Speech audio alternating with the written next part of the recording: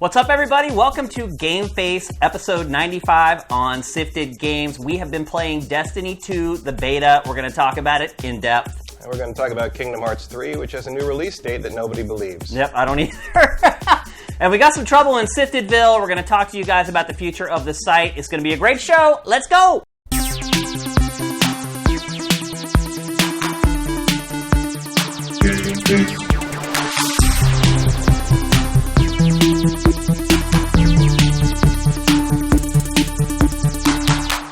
What's up, everyone? Hope everyone is having a great Friday afternoon or evening or Saturday morning or wherever the hell else you may be in the world right now. That covers it. Yep. Welcome to GameFace from SIFTD Games on SIFTD.net. Episode 95. We're 5 episodes away from 100, which is pretty crazy. Yeah. We've actually done way over 100, though. Yeah, if you count the stuff we didn't number. Yeah, there's probably been 20 episodes that we didn't give a number to that we could have. Yeah, I mean, like the little hangout things and the E3 stuff. Well, we did like the freestyles there for a while where we would sit over here. Yeah. Why did we do that again?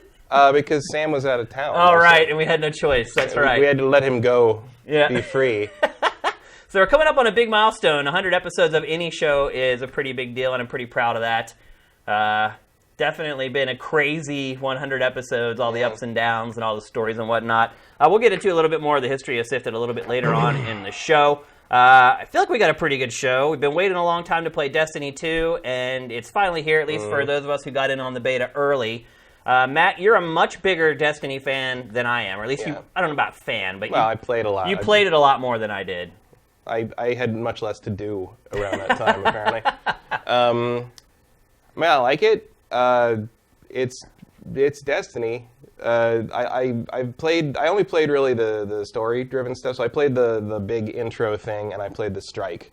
Because after the story intro thing, you basically get a little maps, open director. It says, and you get low intensity competitive multiplayer, high intensity competitive multiplayer, and a strike. So I played the strike because I don't care about the competitive multiplayer as much. Although I did play it a lot in the first one, I did like it. So I will do that. But I focused on the strike, which I got through eventually after many retries with the randoms I was hooked up with on the boss. Yeah. But it's Destiny. Let's talk about the campaign first. I liked it. That's something both of us played, because I did not play the strike. I played Crucible, so it actually is kind of good that we're going to be able to fill all the gaps. But we both played the campaign, so let's talk about that first. First, I'm a little confused, actually. Was this the very beginning of the game that we're playing? Yes. It is. So it looked like you're like pre-leveled to level 20, though. Yeah. Why? That seems odd. The idea being, I think that the entire way you level up and become powerful is going to change in this game, because of how that section ends, where the big Cabal guy shuts off the Traveler and steals your light. Because with the light going away, that's basically what gives you your power. And so, thank you for being here to explain what the hell is going on in this. By the way, I had no clue what was going on. This is basically like in Metroid, where she's got all the stuff at the beginning and then she loses it. Takes it all away, I think that's basically what's happening there, because the Traveler is the source of your power. That much I get. Yeah. But I mean, when you jump down into the strike, your ghost is talking again, and you've got abilities again. So clearly, something happens to fix that, or change that, or you shift your focus. I don't know. Obviously, we don't have that part of the campaign here. Right. But the implication of the beginning of the game is basically, hey, everything that you knew in Destiny 1, we're going to rip that apart, and it doesn't apply anymore. But it will eventually. But it will eventually, because we're not that creative. But they're the thing about that section is I thought it felt a lot more like Halo. Oh yeah, I mean you could see from the graphic right there, Halo there. Yeah. It felt a lot more like Halo. Yeah, which is good. Yeah. Which is, and the other, I was saying to you before we went on, I've played 200-something hours of this game, so there are differences in how the game functions that I noticed, but they're so subtle they might not be there for someone who hasn't played it for 200 hours. The way the long-range enemies support the short-range enemies is way better. They seem like they're much more aware of where each other are and what each other can do. Yeah. Which I liked. It was a harder game in terms of because In the other game, like you could, as long as you kept moving, you could pretty much like take everybody down like without a whole lot of trouble. Like they weren't too aware of how they should be attacking you, and they seem to be better about that now. And of course, what defines the AI from the enemies I thought was great. Yeah, which defines and good enemy AI is really what defines a Bungie game to me. Agreed. So yeah, that is kind of their secret sauce. In single player. I also found that kind of that 15 was it the 15-second rule that Bungie used to have, or 15-minute rule? I can't remember which one it was. Where they've built the game in these tiny chunks that with each one supposed to be something memorable. I felt that way more this time than I did in the first Destiny. Yeah, and also you may notice like you didn't play like the Taken King and stuff like that. I did not, yeah. But you may have already noticed that just in this space of that section, those 3 leader characters are more memorable characters in that space than in the entire first game. You're absolutely right. Those characters were much better established in Taken King and the subs and Iron, all that stuff. They made those guys into big, real characters that had personality conflicts with one another. And Cade is obviously Nathan Fillion, and he's the funny one and all that stuff. So like you kind of get a taste there for like how they've improved the first it before game. they even got to the second one. Right. So that was already in place. Obviously they did not interact with you, and the fact that you're seeing these characters actually do stuff in front of you is new. Before because in the framework of Destiny 1, the way they did it with the DLC it was all radio chatter like in Halo. Right. But it still helped. Like you know all those characters now if you've played that thing, and so seeing them in action now is pretty cool. It was kind of fun to go through the whole, it was a nice thing where they tell you, go get the speaker and and like they don't tell you where to go. No. But you know where to go. You don't really have a choice though. But you know where to go because you've been there 1,000 times if you played the first game. And there's a nice element of like they don't hold your hand quite as much in this. Yeah. And that's true in the Strike as well. One thing I would say though is it is still incredibly linear, and it felt more like Call of Duty than the first Destiny. Well, I'm interested. See, the disappointment here is that that's not the part of Destiny 2 I was interested in. I want to see what happens after that. Right. Because the big change to Destiny 2 is going to be how you get your missions, what the hubs look like, how all that works, because they've talked about their expanding. It's going to be more organic. It's going to be more, you're not going to have to go to orbit all the time. And of course, what is this? It's a story-driven Call of Duty style like mission, and then you're in orbit, and you pick which thing you go down. It's exactly what Destiny 1 was. I was kind of surprised by that. Which I get they're trying to, that's not done. They're keeping it under their head. It's not important to the beta. It's not what they're after right now. Although I bet you they will do something like that just to test everybody running around in an open area. Yeah. Closer to launch, but it didn't show us the stuff that we want to see that's different, I think. And I'm not criticizing them for that necessarily. It's just it was oh, cool, oh, all right. It's like, okay, I see. You got to pay for it, especially if you pre-order from Best Buy. Yeah. That was a fun story, wasn't it? Yeah. I like that they give you a lot of weapons to mess around with. So you can kind of... They give you one of every kind. Yeah, you can sample pretty much every weapon type in the game. It took me a while to get the handle on some of them, because some of them have weird fire patterns, like the Gatling gun, like you're seeing right here. When I first started using it, I was holding it in and was just outputting limited amounts of shots. But what it does is it almost has a threshold in it, where if you hold down the trigger long enough, it suddenly starts to spin up, and then it spins up really quickly. And then once I figured out how to use it, I absolutely loved it. But the gunplay in this is incredible. I feel so frickin' good. I think maybe my one issue is that the turning and the look speed is a little slow. You can adjust all that. Yeah, I know I can. But I'm just saying on the default setting, it seemed a little sluggish. But I think on the first game, I actually turned the turn speed up as well. Did you? I think Bungie just thinks you should turn slower than most of us believe you should. And I think the way most shooters are set up these days. Yeah. After coming off even Splatoon 2, it seemed really kind of slow and a little cumbersome. But yeah, like you said, that's something you can totally adjust to your own preferences. But as far as the gameplay is concerned, man, I was really satisfied with it. Yeah. And that's satisfying is a good way to put it. Headshots still feel great in the game. You definitely feel like you're rewarded for accurate targeting. Almost every kind of enemy type has some kind of weak spot on them. They'll have tanks on their back or whatever. And if you catch them turned the wrong way, you can shoot the tank and it'll explode. There is a nice selection of mini bosses throughout the short demo.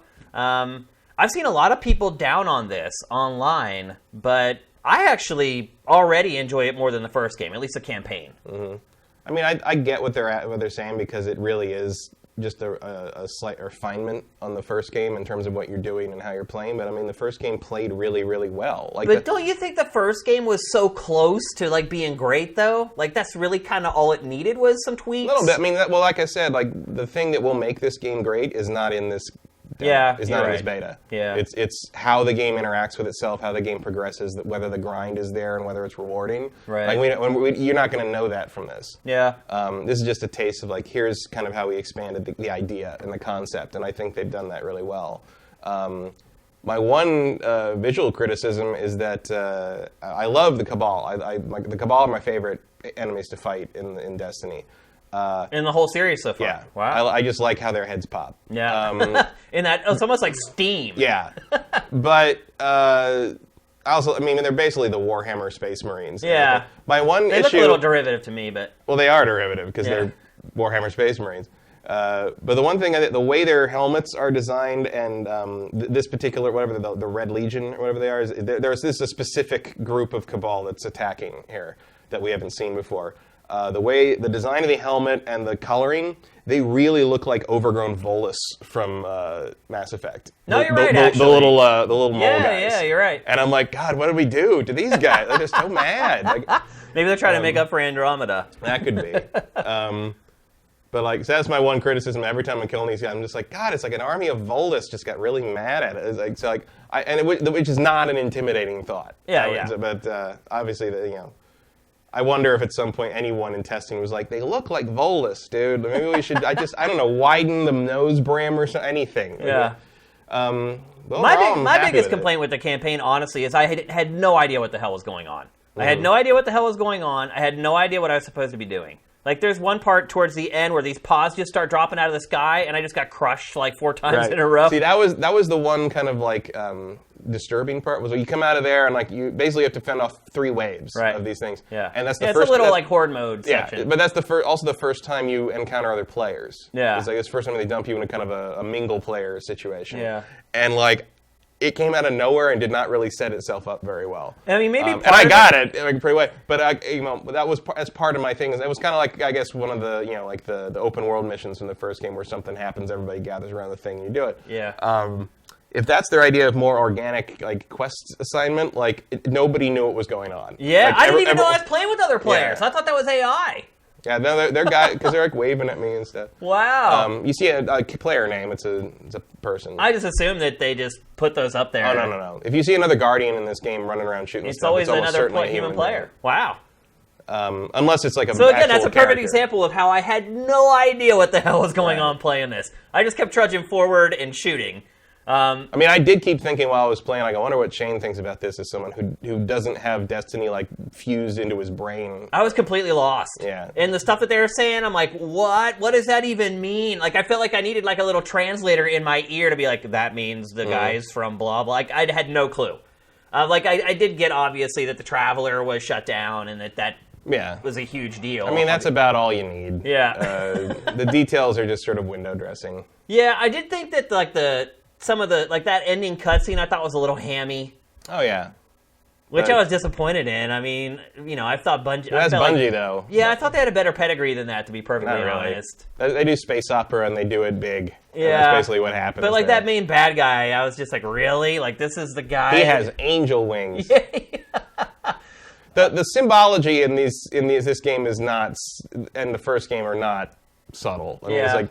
and everything is definite article proper now. It's like the Traveler, the Tower, the Guardians, the Speaker, the Vex. Everything's like like, and it's just sort of like great band, by the way. A little too obvious, boys. But I mean. At least they told something that resembles a narrative here. Yeah, I know you're which right. is it's like night and day compared to the first game. Like, it actually feels like a campaign instead of this, like, MMO that you've been forced into. And also can say, like, the first game starts with you waking up and sort of wandering through a hallway and fighting weird little enemies that you don't understand. Yeah. At least this one is like, go. It's like, you gotta move, stuff's blowing up, you gotta run through the fire. Like, it does engage you right away. Yeah. Without a doubt. And it gets your pulse racing right away. It gets you into the action right away. I just feel like I think a lot of people are probably going to play Destiny 2 that never played Destiny. And I feel like they leave you out there hanging a little bit, assuming a lot from the player. Yeah, I mean, Bungie likes to do the thing where it's like, you don't know what's happening, and like that's supposed to intrigue you. But I think most of the time people just find that annoying. Yeah. Especially after years of TV shows doing that and never paying it off. So at this point, like these days, I think at least for me, like I'd prefer you just hit me with an interesting premise, and I'll come along with you, as opposed to like, what could it mean? I don't know, but it's probably stupid. I saw Lost. It's like. Well, particularly at the beginning of the game. Right. It's like you need to get the player wrapped into the universe. What are the consequences? What's at stake here? That's here? the thing is, I think we're only seeing like a third of the beginning here. You're not seeing after you get what happens after you get kicked off the platform at the end. How do they bring back the light thing or get the leveling back or get the ghost to wake up? The world has suffered. The world that we know of the game has suffered a major catastrophe here, and clearly the strikes and the Crucible stuff shows that you get that status quo back in some form later. So I'm curious to know how that all happens. So like they're ripping the premise apart and putting it back together, and I'm interested to see where they put the pieces. Obviously, we have to wait until September to see that. But as a Destiny fan, I'm interested in where they're going with it. I'm impressed with it. So I think it looks good. We didn't even talk about the graphics. The graphics are like miles ahead of the last game. Yeah. I mean, it's just a quantum leap ahead. Yeah. Also, like if they are going to do this like kind of scope stuff, maybe I won't miss Infinite Warfare 2 so much, because this is on the same level as like the Infinite Warfare stuff where you've just got fleets in the sky and absolutely crazy stuff happening on a city size. It feels like a city size level, even though it's like just like a pretty small linear section. Yeah, and I was a little disappointed in how linear it was, because there's lots of doors. Yeah. And I'm like, oh, what's behind this? Oh. Although here's another fun thing that would not have meant anything to you, but it did to me, is there's a couple moments in the beginning where you get to go indoors in the tower that you never got to go in Destiny 1. And there's a couple moments where I'm like, oh, that's what's behind there. Yeah, I watched like a couple Easter egg videos that some outlets have put out. Like when you go through the little market stalls section, I'm like, oh, so that's what's back there. Okay. Yeah, I was surprised. There's like 10 like nods to like stuff in this little demo, which is pretty impressive that they squeeze that much in there. I'm wondering if the rest of the game has that much. Yeah, this is actually this is one of the sections behind one of the doors you never got to go in Destiny. Yeah, I mean, I had no idea. Like, while I was playing this, like, no clue whatsoever. I'm just like, oh, here's another section to play through. I had no idea about it at all. But I'm way higher on this than what seems to be the overall consensus on it. Yeah, I mean, I felt like this was a pretty nice taste.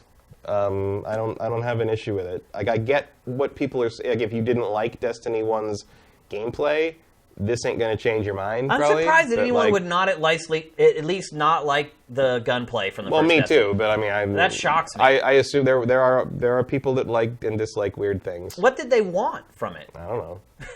I don't get it. I feel like the gunplay is like sublime. That was the one part about Destiny that kept me going, was the gun.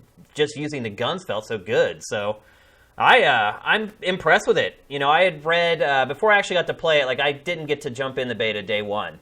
I was really busy doing a bunch of other stuff, so I got to play it the second day. But by the time I got to that second day, I had already seen some reports coming in and some stuff on Twitter about people complaining about it, and I was like, oh, that kind of sucks, but I'm going to give it a go anyway. Then I started playing it, and I'm like, what are these people talking about? This is way better than the first game. So I don't know what everyone else's story is, but I really enjoyed it. The open beta starts tomorrow. Is that right for everybody else, or is it today?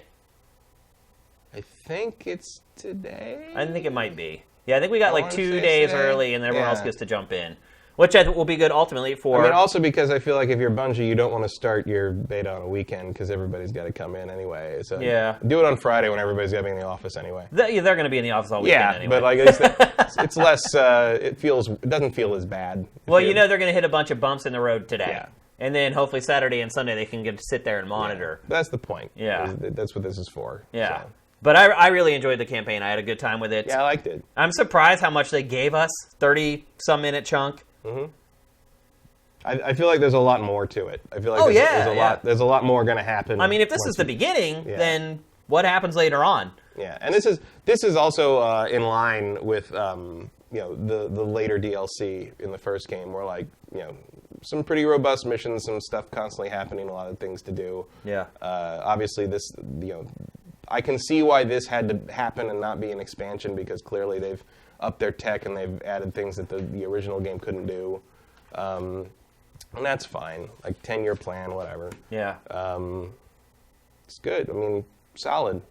No complaints other than like I'd like the rest of the game now, please. Yeah. So I didn't play a ton of the Crucible. I only played like a handful of matches. But I was pretty surprised at the plethora of modes that they have in there. Yeah, I heard that there's a lot of new stuff to do in there. Yeah, I mean, I didn't play a single just typical team deathmatch game. I played a domination, which is played just like all their domination modes. Basically, you capture a point, and then whoever you get points for how many points you have. The longer you hold them, the more points you get. Whoever has points at the end wins the game, or reaches the threshold first, rather, wins the game. The one thing I would say that makes it different, at least on the maps that I played, was the maps weren't sprawling. It was like, here's a map point, and then there's like an alleyway to the next one. Like literally, sometimes if you're at one capture point, you could see the other one, which I thought was kind of cool. Because, a lot of times in these, you can always kind of find that one node that's like way off, and you can kind of go capture it and sit there and camp and wait for people to come and get it. You can't really do that in Destiny, at least in the maps that I played. So to me, there was a kind of a nice little twist on the typical domination mode. Then there's another mode that I played where teams took turns trying to basically arm and detonate charges around the map, and that was a little more typical. I think the one thing I would say that I noticed right away, and again because I did not jump in until the next day, was that, and a lot of people were already like way leveled up, was that I felt like I really didn't have much of a chance against like the people who had leveled up, which was my big criticism with the first Destiny's Crucible. Was it the more you played, it felt like you had an advantage, and they did try to change that and nerf it ultimately. Yeah, well, to make it a more level playing that was field. mainly like which weapons you had. Yeah, because none of the perks or stat things matter in multiplayer. Right. But there was always that period, and especially early on, and every time they patched the weapon, which it was always the weapon that was better at doing kind of the flat damage faster than for a while. I think it was the scout rifles were obscene, and then it was the revolvers, and then like. Every time they'd fix something, another weapon type became like, oh, we can exploit the way they'd patch this to make this unfair. And so that would keep happening.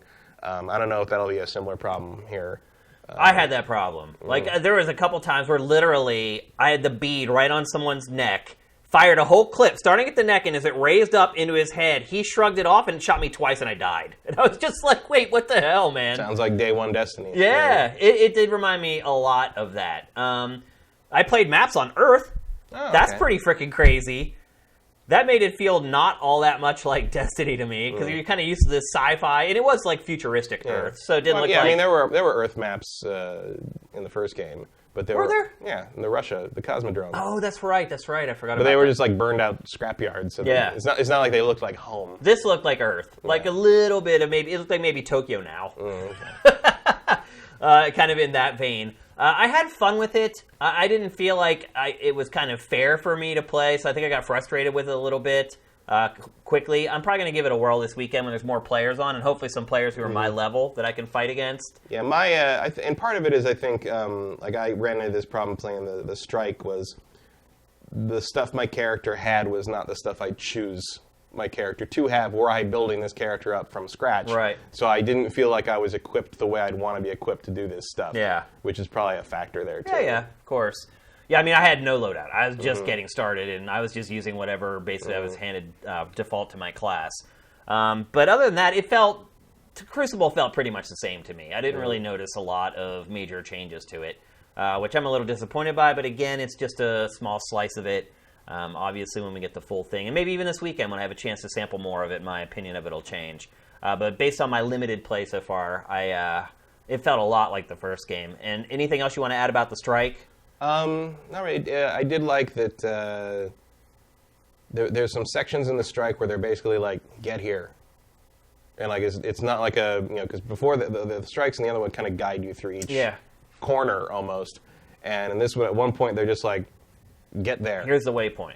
And you get there however you can. Just get, and so like we had to like kind of run our, and it was the middle of a big battlefield between Vex and Cabal, and we basically had to like sprint across no man's land and deal with anything that came out of the trenches at us. Yeah. And it was pretty cool. Like it was like the Strikes in the first game didn't always have something like that, and there were a lot of nice little boss encounters, and I like the way the shield guys work now. Like you hit the little like weak spot in the middle of the shield, and it'll like knock them back, and they'll drop the shield. So it staggers. It's just like they've made kind of the the enemies a little more interesting in terms of how you exploit their weaknesses. And the other thing I really liked was the Scions, who are the long-range guys from the psychic guys for the Cabal.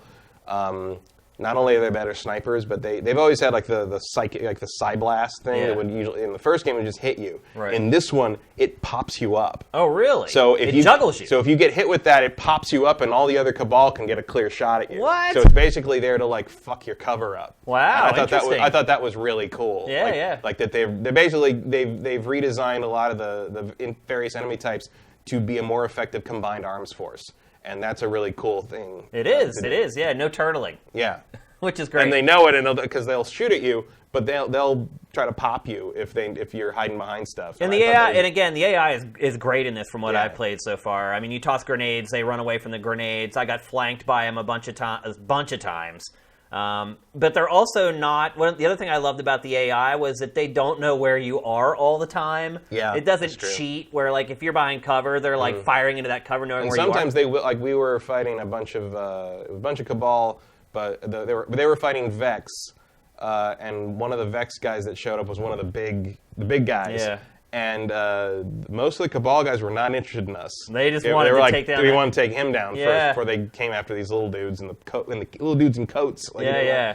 But I appreciated that. Like they would only break off at us if we were an immediate threat to them, which was nice. I was able to flank enemies, and in a lot of games when you flank enemies, as soon as you appear, they know where you are, and they start shooting you. In this one, like, I flanked around the side and just stood there and looked at them, and they had no clue where I was. So Bungie's doing a great job on the AI with this game. I would expect nothing less from Bungie. They're kind of the pioneers in intelligent AI and first-person shooters, so that's kind of what I would expect from them, but I feel like they've done a great job. So, by all accounts, man, I'm pretty excited for Destiny 2. Yeah, it's a good. It was not at all disappointing in terms of like what I was hoping for. Yeah, pleasantly surprised, I think is the way I would put it. So, yeah, maybe we'll see you guys online this weekend. Again, it's open, I think, starting today. I think so. Either today or tomorrow, so anybody can jump in. And wait, is Xbox One as well and PC? PC is much later, right? Yeah. Xbox One, I think, is today. I know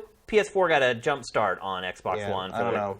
Yeah. I don't know. You could put. I know when I put my code in, you could pick any of the three, but there was nothing to indicate which ones were this week. Yeah, and if you get a code, be careful not to pick the PC version because that beta doesn't start for like weeks. So you'll be out in the cold and not able to play. So maybe we'll see you guys online this weekend. Hop on. I'm Dinfire.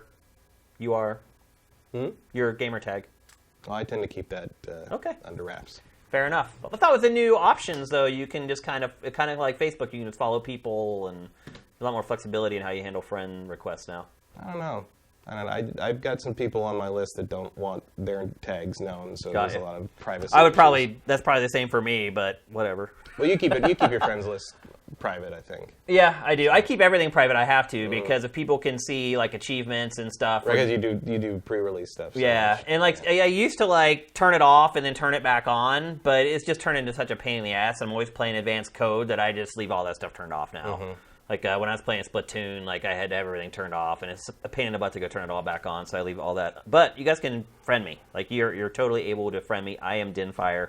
Send me a friend request if you haven't already. I'm already friends with tons of people from SIFTD, so join the squad. Let's move on. You're going to totally carry this next conversation.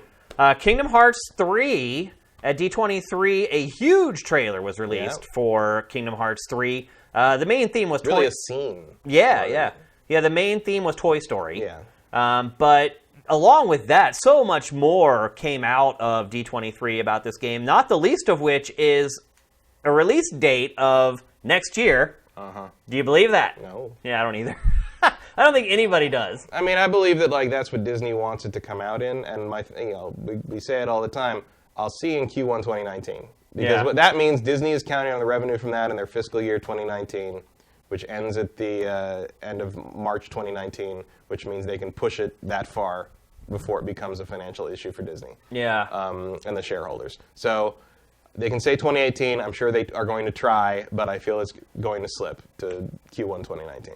You know, one thing I noticed, Matt? Which is better than never seeing it. I mean, Yeah. great. They're giving us an actual date. Great. I mean, no complaint there.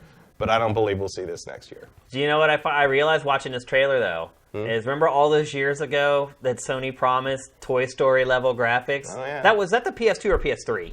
PS2? It was a PS2. Yeah. Emotion engine. They've done it, finally. Well... It's pretty close to the first The lighting Toy Story. isn't. The lighting's not anywhere near it. Yeah, but think about... in terms of quality of the models, sure. I mean, for the first Toy Story. Yeah. Yeah. I mean, but the sequels got way better. Right, but you're still not matching the lighting from the first. I mean, it would take something of 7-8 teraflops to do Toy Story 1 in real time. Still, though, But pretty impressive. I mean, they look like themselves, and they don't look like they've been compromised for this. So, yeah, they look really good. It only took 2 more hardware cycles for Sony to get there. I mean, Pixar stuff in Kingdom Hearts is one of the most requested things for years and years. So here we're finally getting it. That's cool. The other interesting thing about this trailer was, so apparently they really didn't go for a Tom Hanks sound-alike for the Japanese voice of Woody for that movie. Yeah, apparently. I'm actually surprised that they have not released an English version of this yet. Yeah, I don't know what the issue. I mean, probably you don't want to bring Tom Hanks in until it's time to do. Do you think they're really going to use Tom Hanks for it? They use the official voices for all of them on the dubs for this series. Interesting. I mean, like Jeremy Irons has been doing Scar forever, and I mean James Woods did Hades, and I mean everybody comes back and does all these things. It's ridiculous. I mean, I don't think they got Johnny Depp for no Pirates, surprise there. Yeah. But for the most part, like if they're still alive, they do the voice. Yeah. It's Disney.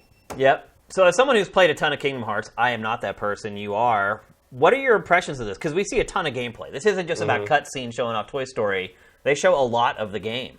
Yeah. I mean, clearly the battle system has been there for a long time. We saw that in that 2013 trailer even. I mean, it's cool. It looks really chaotic. Yeah, it does. Like, to the point that it almost doesn't look quite like Kingdom Hearts to me. And, like, I'm beginning to wonder, like, are they just sort of doing stuff to show off? Like, where are the damn Keyblades, people? Like, yeah. So I don't really know what I think about this. It seems really wacky. Yeah, it's kind of crazy and strange, and like this is like yeah. Like it doesn't really. I mean, it looks cool in the sense that it's cool to be watching it happen, but it doesn't really look like something I'm all that interested in playing. Well, I think oddly enough, I would say that I'm more interested now because the other Kingdom Hearts giant robot kind of bored me. And now it looks like the combat's a lot more robust, a lot more diverse. This is very much along the lines of how it's been evolving since 2. I mean, this is not like a crazy leap outside of like how much has because the power of the new systems are obviously letting them do a lot more crazy, like flashy stuff. But I mean, Kingdom Hearts 2 to Birth by Sleep to Dream Drop Distance, this is not totally like out of left field. Like they've been kind of making it into this as you go. Obviously not to this degree. But I don't know. Like it's hard to look at this and understand quite how it works. I guess would be how I'd put it. And so like I kind of reserve judgment until I get my hands on it. I mean, one thing I would say is watching this new footage, it does seem to be pretty far along. Yeah. Maybe 2018 isn't completely insane. No, I mean, well, if I didn't think it was this far along, makes me feel like Q1 2019 is not insane. Yeah. And clearly, if they're going to say that Disney has decided this is the fiscal year this game comes out in, which means they must have proven to them in some way that like we can hit the milestones for this. Yeah. And Nomura also had a fairly weird, I thought, interview where they asked him about like why is it taking so damn long, and he basically throws management at Square under the bus. Yeah, he did. And so, which is very un-Japanese. Oh, I know. I was shocked by practice. That. Yeah. And it's just like, don't talk to me, talk to them. They screwed it up, and and it's just like, whoa, dude, like. That's what I was saying. Just in also, general. bro, if I had just taken 15 years to get 2 games out, that one of which became a different game and the other one's not even out till next year, I would not be running my mouth. Yeah, like I wouldn't be either. Yeah, because your main claim to fame is how many belts you can draw. So yeah, that's throwing some rocks from a glass house right there. Yeah. So I don't know how wise that. You know, I feel like if you keep that up, Nomura is going to go off and start his own studio, as they say, which is the developer equivalent of going to live on a farm. Right. And apologize for the coughing. I'm still getting over the thing I was getting sick. I was catching week. last week. That was nasty. Yeah, I don't know what the purpose of that interview was. If it was. They also said that there may be a Switch version on the way and a PC version. They clarified that, where they're basically like, we're looking at everything. Oh, okay. I don't believe for 1 second the Switch can run this game. Oh, no way. I mean, they would have to spend time on the Switch version specifically. They wouldn't be able to think it would be wise to put Kingdom Hearts on the PC. I mean, that would be an easy port. Especially if you can get the remasters on it as well. Like, that's a no-brainer. Why would you not? Why would you close off that whole revenue stream from the game? It's been in development for like 9 years. Well, because the PC is not really all that important in the Japanese market. Yeah. However, money's money. But I think Disney, like you say, Disney, money's money to Disney, and Disney knows there's a larger PC market out there. I'm sure there's a lot of PC gamers that have never played one of these. Yeah. That would for play sure. it if they could get on the PC. So I feel like at least we'll probably see. I mean, 3's coming on Xbox, and there's never been a Kingdom Hearts on an Xbox before. So why not? Like, you might as well. This is your last hurrah with this thing. It looks like. See, this would have been a case where if Microsoft were smart, it would have just given them a ton of money to get a timed exclusive on Xbox One. I just feel like they wouldn't do that because Japan would just be angry. Like, it's serious. Well, money can solve a lot of problems. Yeah, but it can't solve bad PR. Yeah. Well, I think, too, the brand has been built on Sony platforms. Yeah. And, I mean, I can understand the argument against it. But to me, Microsoft is so desperate right now to have something to talk about. Yeah, I just don't think this is it. Like, as much as, like, the in-game, the core gaming world talks about it, I don't think Kingdom Hearts is particularly clout-worthy outside of... Really? Not really. Like, I don't know anyone who plays it outside of, like, the hardcore anime I mean, they sell really well. They sell really well for what they are, but they don't sell, like... Call of Duty well. Yeah. Or, Red Dead Redemption But well. I do think that this is the type of game that could get people to buy your console, though. Maybe. Because fans of this are huge fans. Yeah, but, like, I just don't see Kingdom Hearts fans going to Xbox. They just wait. Yeah. I don't know, man. I do. You really? Could you imagine a Kingdom Hearts fan sitting there for 6 months or a year while Kingdom Hearts 3 is available on another platform? Really? Yeah. Because like, what does getting that Xbox get you? Like, they don't want it. They don't want that system. Yeah. They'll just wait, or they'll watch a stream. Even worse. Yeah, a Let's Play or whatever. I mean, a lot of people just want the story more than they want to play it. They want to know how to. I mean, look, if you were, let's say this does come out in 2019. If you were 10 when Kingdom Hearts 1 came out, you're 27 now. Yeah. Like, you probably have your own kids. Yeah, you're right. Now you're finally seeing the end of this stupid story. Haley Joel Osment started out he was 14, voicing a 14-year-old. He's going to end it as a 30-year-old voicing a 16-year-old. I mean... That's funny. Like, when you break it down like that... I remember I went to the Kingdom Hearts 2 launch, the big launch party, and he was there. He would have been like 18 or something. Yeah.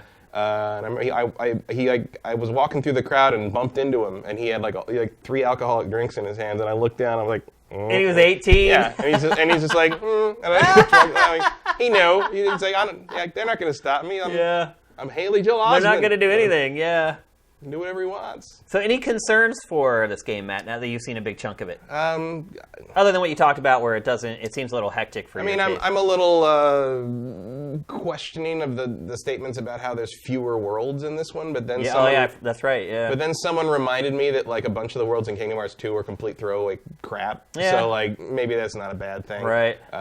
Like maybe we can get away without a sing-along Atlantis stage this time.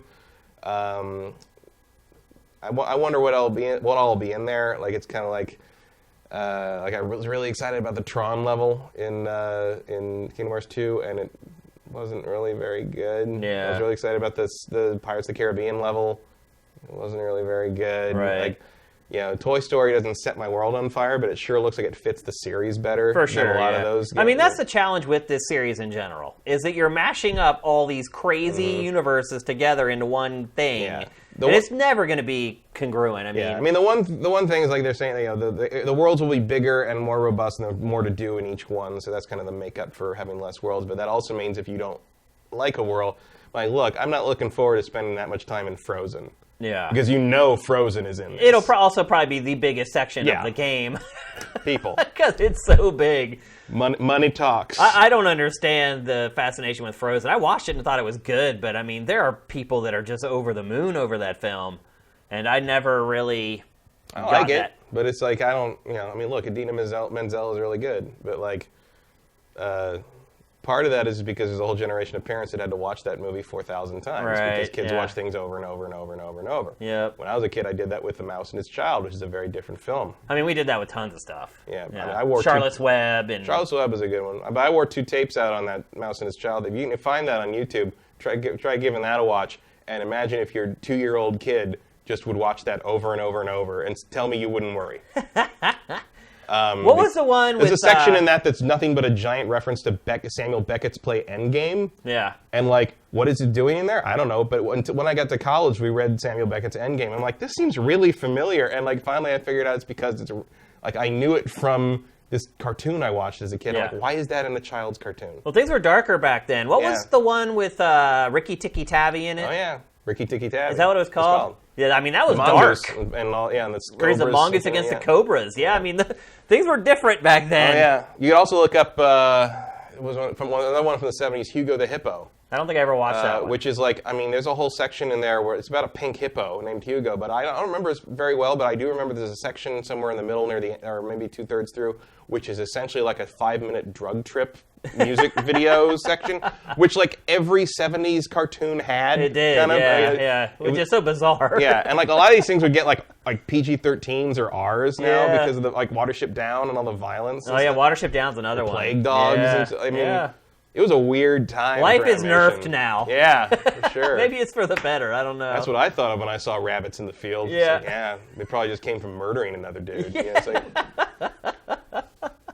I mean, that's a juxtaposition that Kingdom Hearts has to deal with. Although Disney I feel like Disney has definitely become more homogenized over the years. yeah, it's pretty safe now. And there's kind of a way that the Kingdom Hearts games approach each property that kind of homogenizes it further inside the license of Kingdom Hearts as well. Yeah. The one thing I wonder is whether, because Disney owns all those characters. Disney owns Sora and all those characters. But they don't do anything with them. No. And I've always been like, I feel like some of this stuff is ripe for exploitation in the parks or something like that. Yeah, for sure. Like, why is there no Kingdom Hearts merchandise at Disneyland? It would sell like crazy. Why is there no Kingdom Hearts, like, anything at, like, Tokyo Disney or Tokyo Disney Sea? Like, why haven't they done a movie? Yeah. A film? Like, I feel like I'd probably go back to Japan to go ride a Kingdom Hearts ride if they put one in Disneyland over there. Yeah. It's just weird that Disney sort of lets this sit. Maybe it's because they'd have to negotiate with Square and nobody wants to talk to them. Yeah, I think that's probably it. They've already tangled with Square enough that they're like, oh, forget it. We're not even going to go there. I mean, I can understand that. But. Yeah, we've tangled with Square many times. We know as well as they do. So I would say I'm more excited for this game. I've not been a fan of Kingdom Hearts in the past. This does look a lot more, I don't know if I want to say grown up, but it appears that the game, at least the gameplay, has a little more depth to it than it did before. Well, I mean, also, like, don't judge. Have you played 2? I have not. Yeah. I played the first one and never. Don't judge the whole series by 1. 1 is really an odd duck. Okay. I mean, it's practically a beta for the rest of the series. Like, right. I would recommend going home and trying Kingdom Hearts 2 and seeing what that's.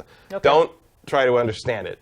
Well, but just play it. I think that part I got from the first one, yeah. But just play it, and I'm really, like, if you play Kingdom Hearts 1 and then you just play Kingdom Hearts 2, you're like, what is this? Like, really? Because you're playing a totally different character with no reference to Sora or the originals, or Donald and Goofy are not there. There's no Disney connection.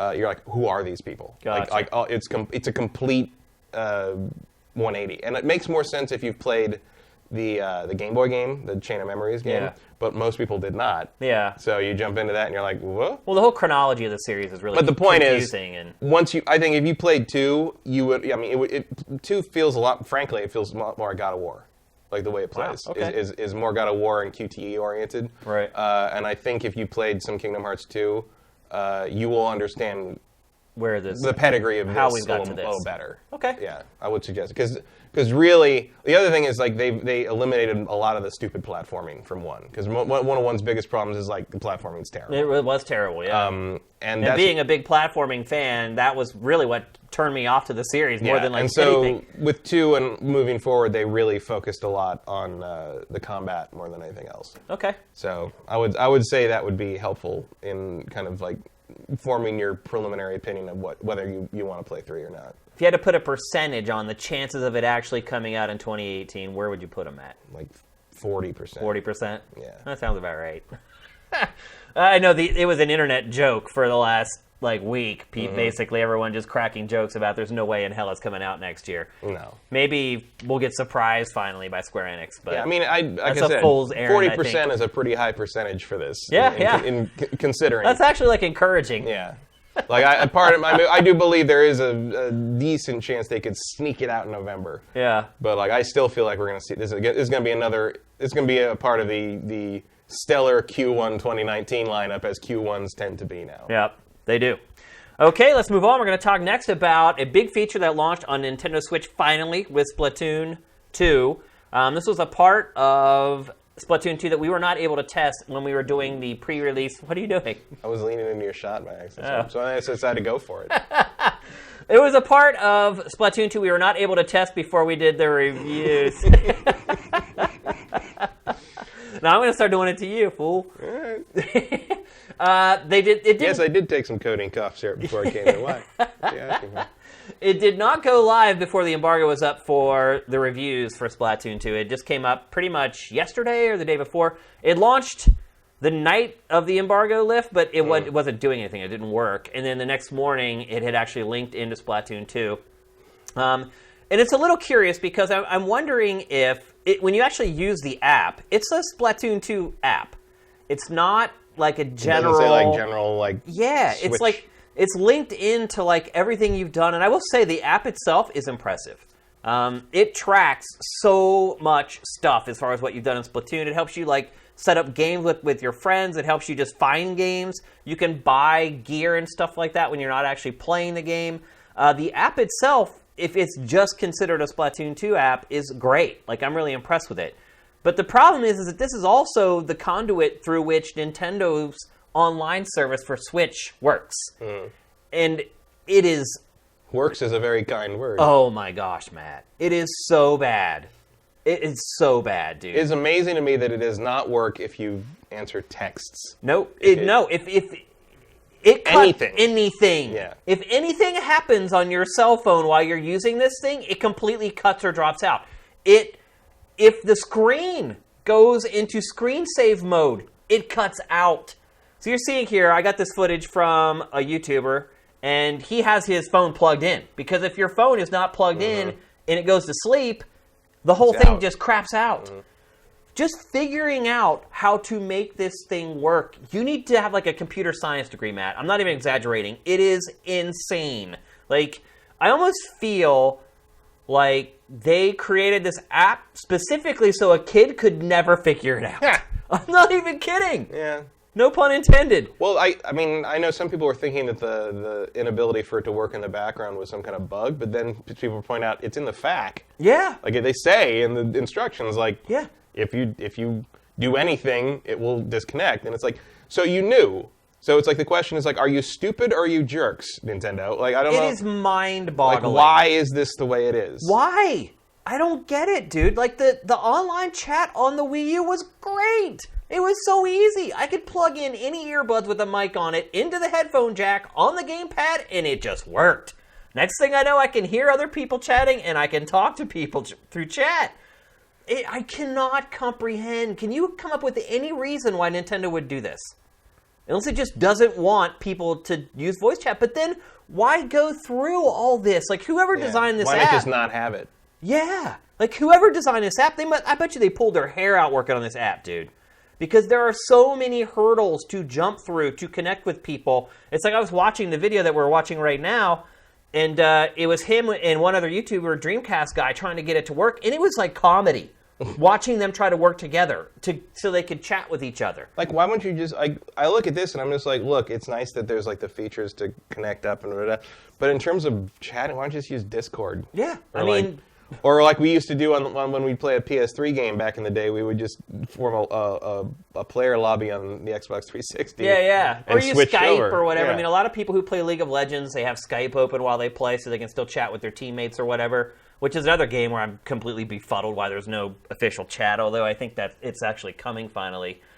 But it's mind-boggling. It's like, if you've already made it easy to do chat, why do you roll it back? Is there some kind of a lawsuit that happened and Nintendo's like all scared about it? Like, what? I think they're just trying to keep the footprint off the Switch itself. Like, that seems, or maybe battery life issues. I don't know. But then, like, they don't care about your phone's battery life. So I don't have an answer for that. Like, I don't, and you know you're never going to know it. Like, you could ask Reggie. You have 14 different people ask Reggie this, and he'll give some weird, like, vague answer about the Nintendo experience or something. I'm just like, my experience sucks. Like, why can't it just work like everything else works? Like, not everything has to be unique. Just because you are unique does not make you useful. I mean, I know why they haven't used a third-party plugin like Discord. It's because Nintendo will never wants do control that. over everything. It's always going to be Nintendo's platform. That's just the way it operates. Maybe, but I mean, it's like, like you say, it's like, it almost makes you think like, oh, did they make a crappy app on purpose, so we'll just use Discord or whatever, and then like it gets it out of their hair. But then you look at all the features the app has,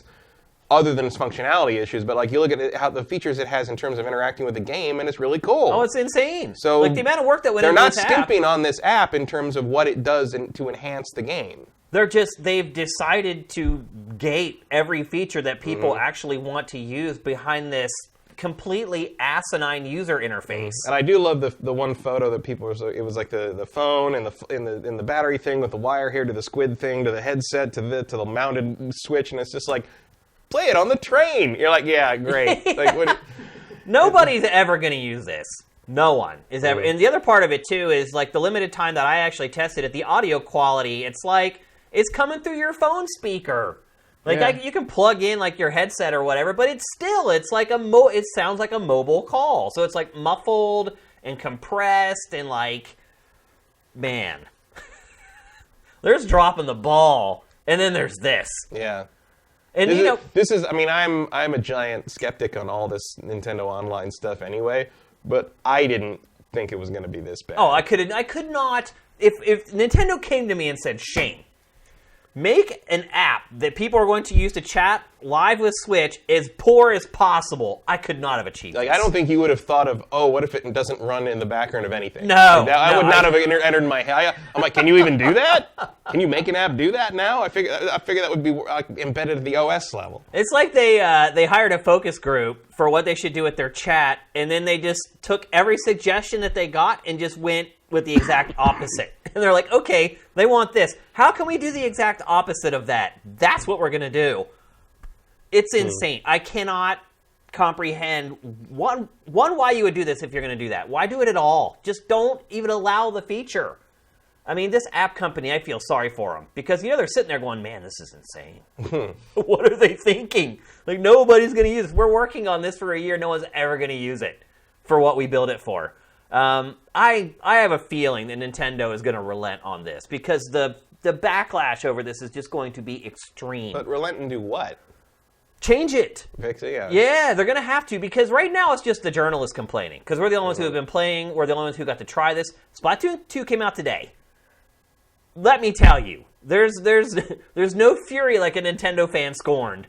And they are going to go crazy over this. Like, Nintendo is going to hear it over the weekend. Well, I hope so. I mean, there's a real, like, kind of abused spouse syndrome happening with Nintendo sometimes where I feel like, these people have stuck with this company through, like, some real stupid shit. Yeah. And, like... Pactor actually made that point in this week's Pactor Factor. I didn't have a chance to watch it before I came over, but, but he... it's just, like...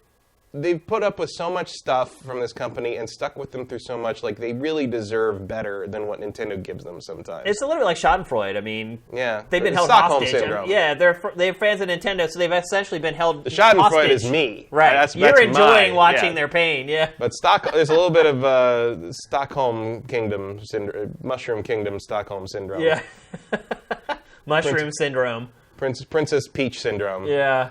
Where they keep inviting Bowser to the sports days. Yeah. I never thought about that. What's that about? They hate him, but come play soccer with us. There's been 3 separate times play some tennis, bro. separate times he's destroyed your house. Yeah. And you keep inviting him to play tennis. Yeah. That's really funny. It's like in Back to the Future where it's like, yeah, he tried to rape my wife in high school, but he cleans my car real good. Yeah. You're on fire, Matt Kyle. I fully expect an avalanche of feedback from Nintendo fans over the next 3 days. Yeah.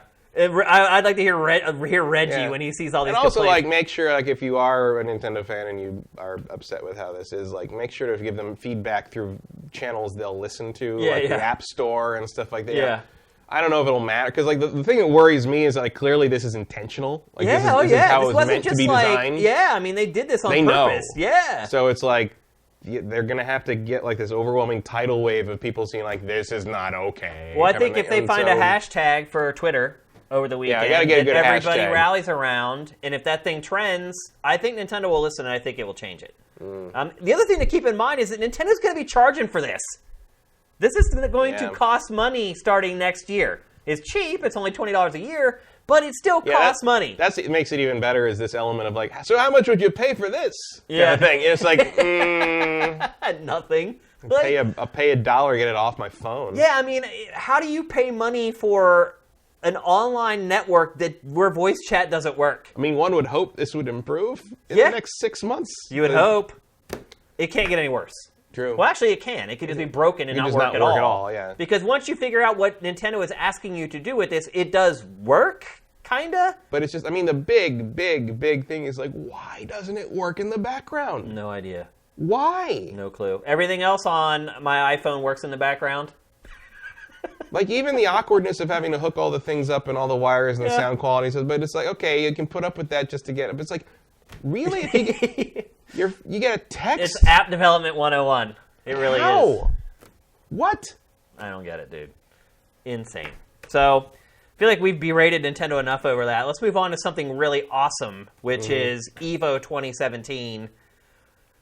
People, if you're not watching EVO every year, you are just... You're blowing it! You are! You're blowing it!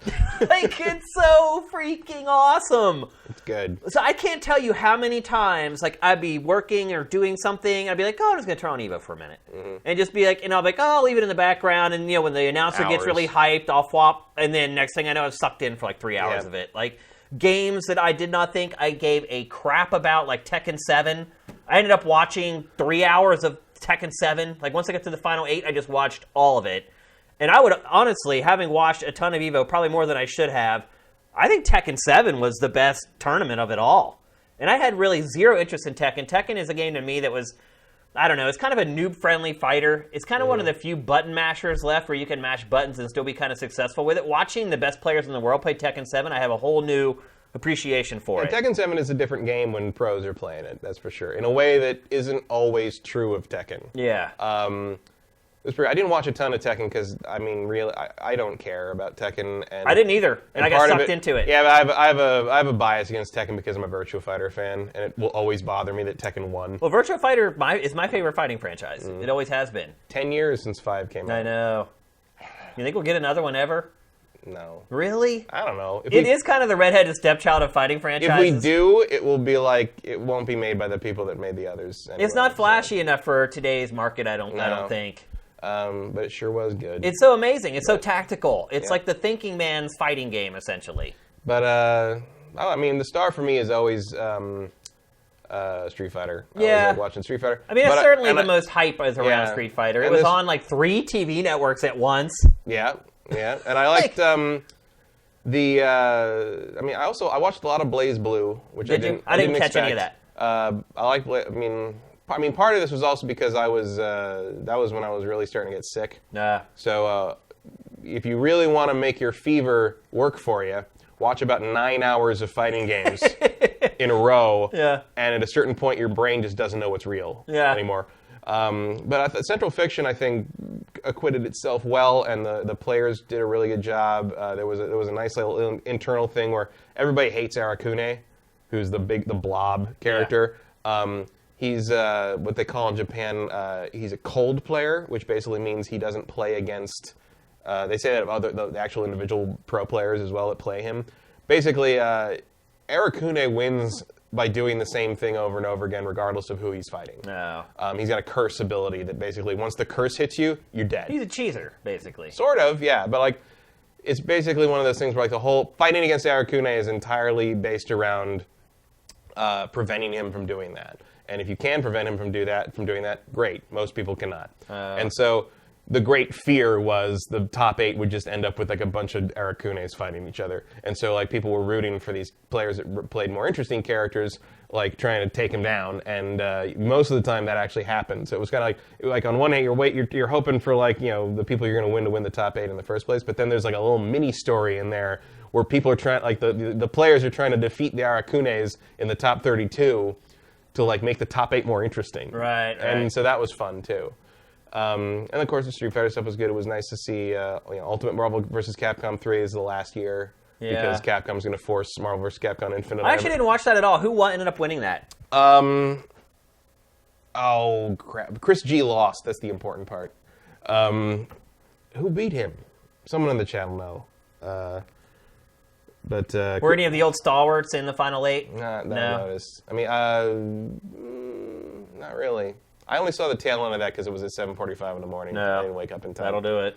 But no, Chris G lost, which was what we were all hoping for, because Chris G made that game very hard to watch for a few years. Yeah. With his Morgan spam technique, which I mean, props to doing what you got to do to win. Yeah, like, that's all that matters in the end.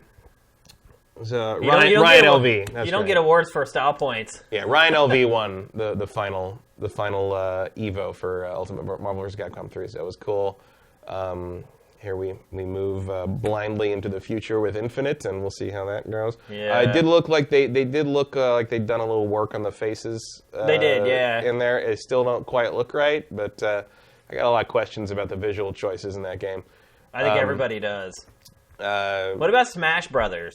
I don't watch much Smash Brothers. I don't either. I did watch a good bit of it because Smash Brothers was also on a bunch of TV networks. Yeah, they were on Disney XD, and one of the more interesting things early on when they announced the lineups was that Melee did not have its finals on Sunday. Right. Normally, you have to sit through hours and hours and hours of those damn games on Sunday now. I have always argued that Smash Brothers is a fighting game. There's people that say it's not, but I think it is. Yeah.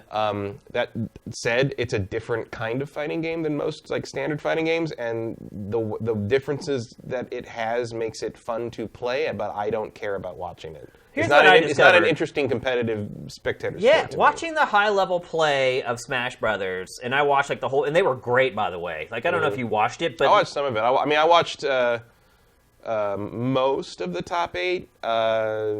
It was just fun to see somebody take Bayonetta to the top, basically. I mean, well, it looked like he was going to steamroll. Yeah. And then they got the reset. Yeah. And he had actually, the crazy part here, I don't know if you knew this or not, but Disney XD, which was broadcasting this, basically, what was the guy who ended up winning? What was his name? I can't remember.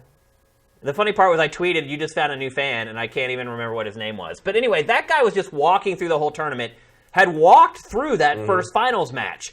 And he was, I think he needed like one more hit to basically win I can't the remember grand finals. He had the Batman vs. Superman baseball cap on. Yeah. But Disney XD cuts away to a commercial, and when they come back, it had been reset. The guy had come back with Diddy Kong and had somehow miraculously come back to reset. I was like, oh my God. They picked the worst time to go to a commercial ever. And the funny part was... worse when we cut to commercial in the middle of Halo 3? It was worse. Yeah. It was worse. Way worse. I mean, and the crazy part is you can tell someone in Master Control was like, oh my God, what are you doing? Because they only let the commercial run for about 35 seconds and then came back, and it had already started the reset and went into the last rounds. Insane, dude. But even after that, like the reset match after that was just incredible. But the one thing I noticed is that each character has like 2 combos that they just use over and over and over again. And granted, a lot of the skill that comes into play there is how they set up for those combos. It's all setups and finding the opening and seeing the opening and predicting the opening. Right, which is impressive. But I mean, the mind games and the amount of like inputs per second are crazy. Yeah. It's just not particularly interesting to watch. Because if you just watch it, it's the same thing over and over. Well, it's just again. 2 characters rolling around most of the time, and then like leaping around to get position. And the other thing is that for me, Smash Brothers is fun because of the chaos and because of the this stuff dropping down, and now he's got a lightsaber, and this. Oh, look, there was a bomb I didn't see. It's like that's the fun of Smash Brothers to me, and they eliminate all that in tournament competition because they want to leave the level the playing field and not have the randomness as part of it. But to me, randomness is Smash Brothers. Well, there still is though, because there's moving platforms. And some, but not to the. I mean, for a long time, the tournament scene was about eliminating that as much as possible. Well, I mean, they still kind of do that with Street Fighter. It's like Street Fighter 4. They still fight in the VR stage, you know? I mean, they try to find just this level. They don't do that as much in 5, but I mean, like, again, like in the top 8, Capcom makes them use the special stage with the bear watching the... Right. You know, this year's a sumo ring, last year's a wrestling ring. Yeah. But, like, I like this year's stage better, actually. But production values at EVO this year... way top hot, notch, huge step up, really good. I still felt like in a lot of the pool stuff, like you had no idea who the players were. Like, yeah, well, sometimes they don't. I mean, that's kind of the fun of pools, though, is like, especially on Friday, where it's like pools is a little bit loose. Yeah, pools a little sketchy. Like, you know, there's a little bit like, we don't know what's going to happen. Like, maybe some guy's just going to, like, wander in with a glass of water. You know, well, there are also some crazy people that are playing in the pools. Like, some of the people that got on stage, I was like, what the hell? I mean, they had, like 2,600 people in the Street Fighter 5 I think a lot of tournament? people just do it for fun or whatever. Oh, sure. I mean, people do it to say they did it. You know, if you're going to go to EVO, why not? Yeah. How much is it to get into the tournament? I don't remember. It's not much. I mean, when I did it was like 30. Oh, okay. That's cool. It's not some exorbitant. Well, then you should definitely get in. Why not? If you're going, there's no reason not to. Yeah, why not? At the very least, like, you get knocked out by somebody you know. That makes it fun. I've gotten knocked out at tournaments by like guys I mean, I know a lot of those guys anyway from covering EVO back in the day with G4, but like, it's fun when like Mike Ross beats you. Yeah, It's like a badge of honor. I got beat by. Yeah, it's fun. Yeah, I've got beaten by some of the best guys in the game. I gotten beat by Mike Ross. I've gotten beat by Alex Valle. I've gotten beat by Clockwork. It's great. Well, it's also fun to just see if maybe you can just land a few punches on these guys, you know? Well, and the other thing, of course, if you play in like a non-tournament or because there's always casuals happening. Yeah.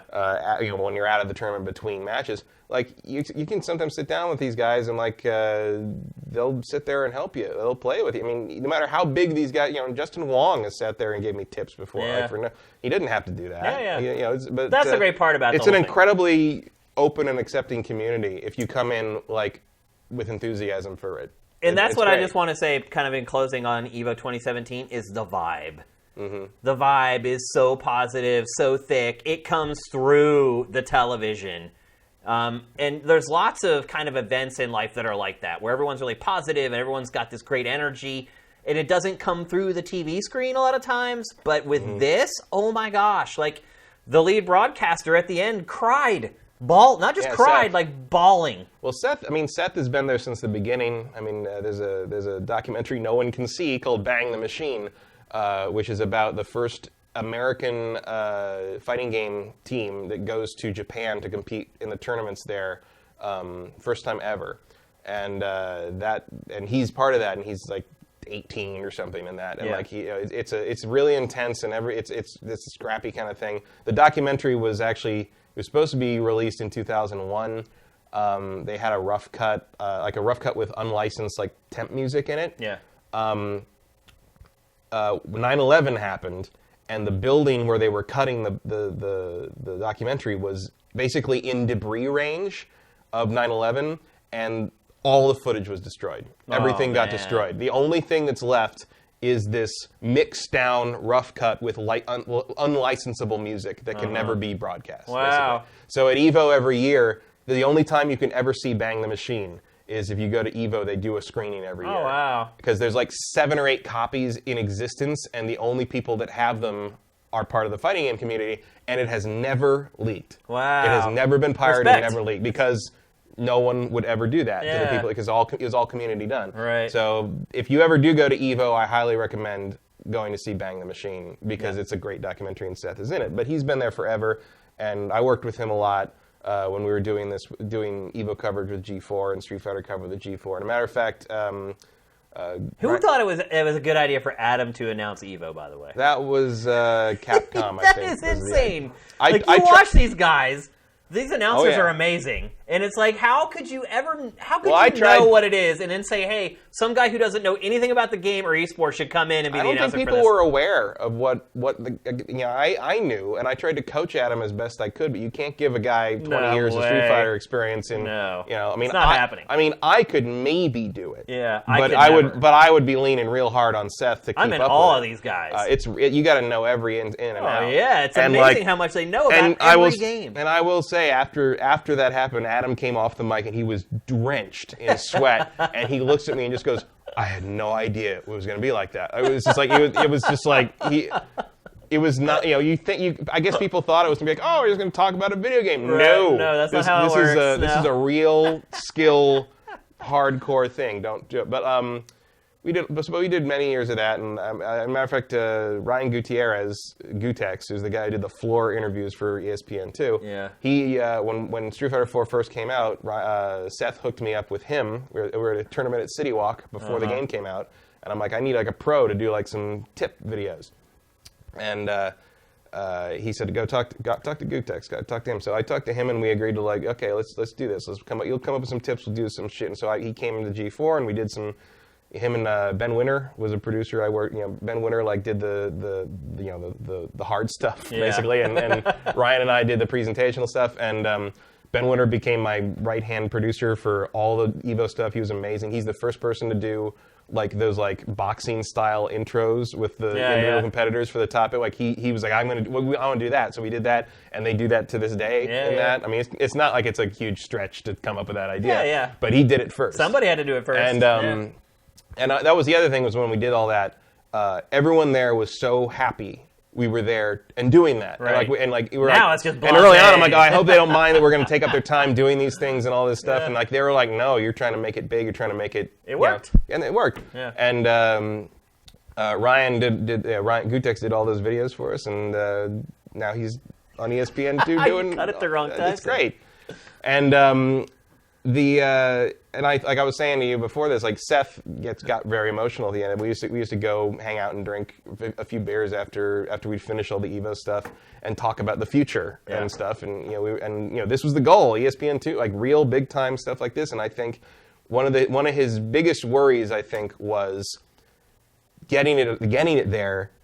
And then it never happens again. Yeah. Like basically, like you got to the big time, but then the big time didn't think you were worth doing again. Yeah. So I think this year maybe he got very emotional near the end of the broadcast. Oh, he cried. He bawled. And I think this year was maybe more important to him. Well, he knows because it's now good it's to go happening. now. Now it's happening. It's happening. Now it's there. Period. And the other thing is, like, remember last year, there was a bit of a Twitter storm when it started to air, where all the ESPN2 viewers were like, "What the hell is this on my sports network?" Yeah.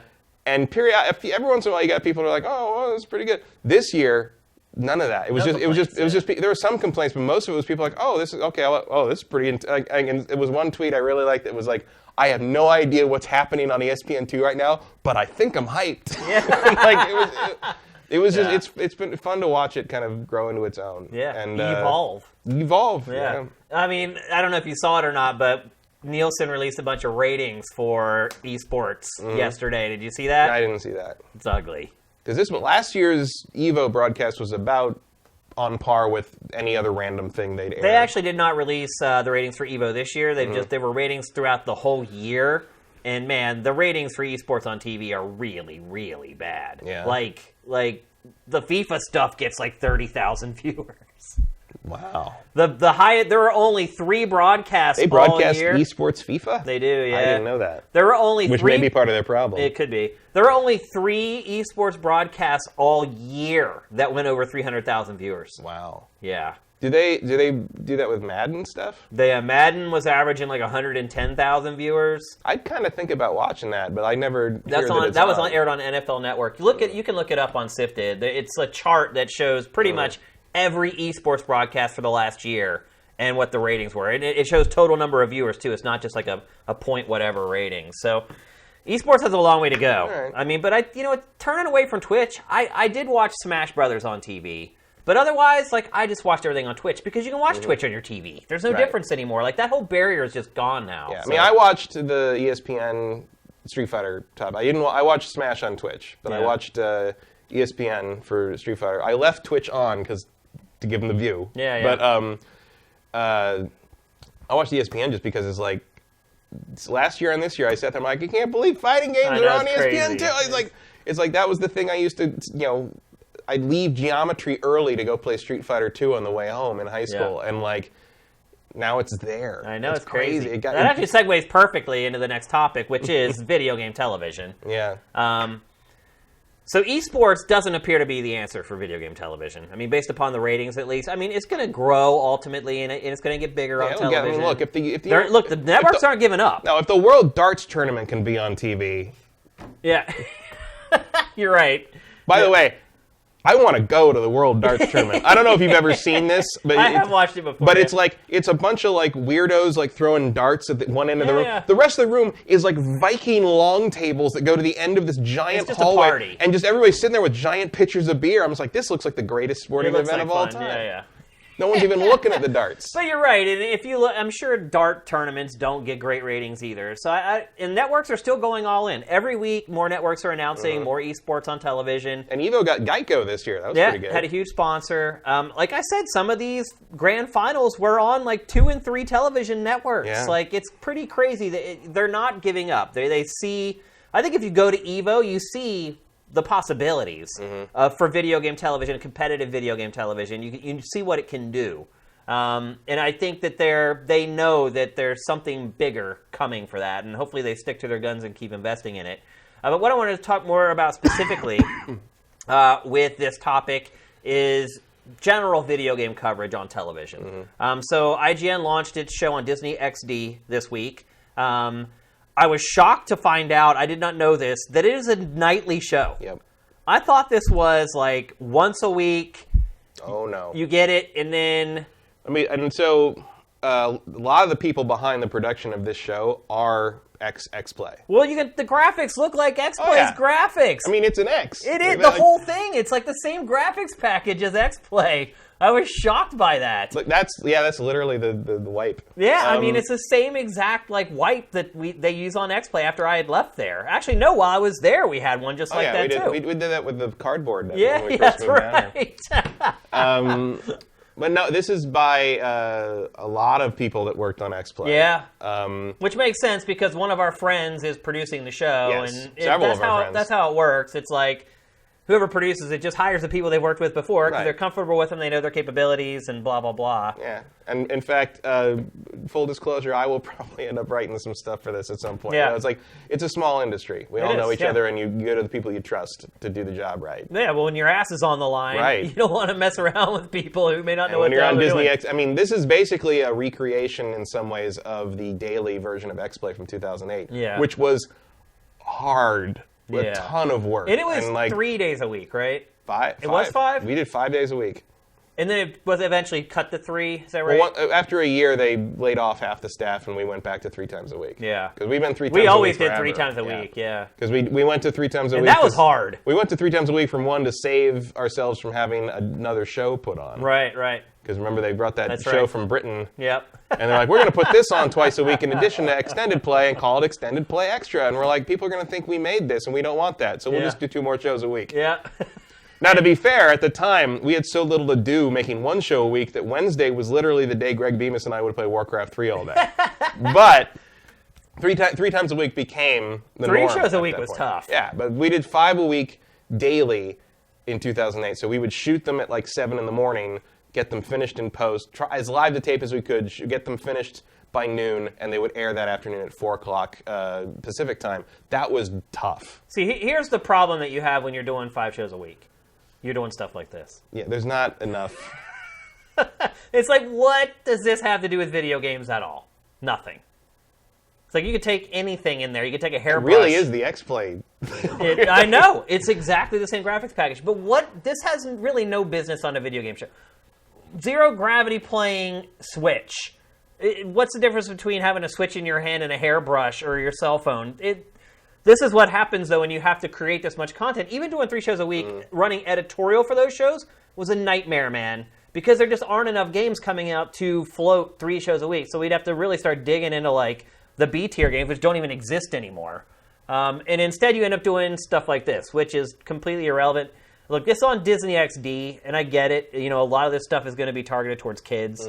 And kids will watch this and love it. They'll be like, oh my god, they have a Switch in Zero Gravity. But for people like us, there's really no point in watching something like this. I don't think this is for us in a large way. And, like, I think part of this has to be IGN trying to age down a bit, because I don't think a lot of younger kids do IGN. No, I mean, they watch YouTube. Right. Yeah. So this is kind of like the attempt to move in that direction. And look, I think this also goes up online every day. Yeah, it goes on a YouTube channel. It's not like you have to have cable to see it. Right.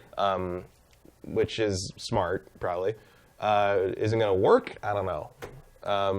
It seems like it's going to cost. It seems like it costs a lot of money. Oh yeah, it would have to. I would think. Oh, you can tell. I mean, if you're doing 5 shows a week and you're flying, there's 5 hosts, and you're flying them all over the place. Because later in this episode they go to like VidCon, and they're going to Comic-Con, and it's the cost of doing this show is extreme. But Disney got the money, so. So is Disney paying for the show to be produced, though, or is IGN paying for the show to be produced? I don't know. I mean, you would think it was IGN that's paying for it. I mean, I don't know.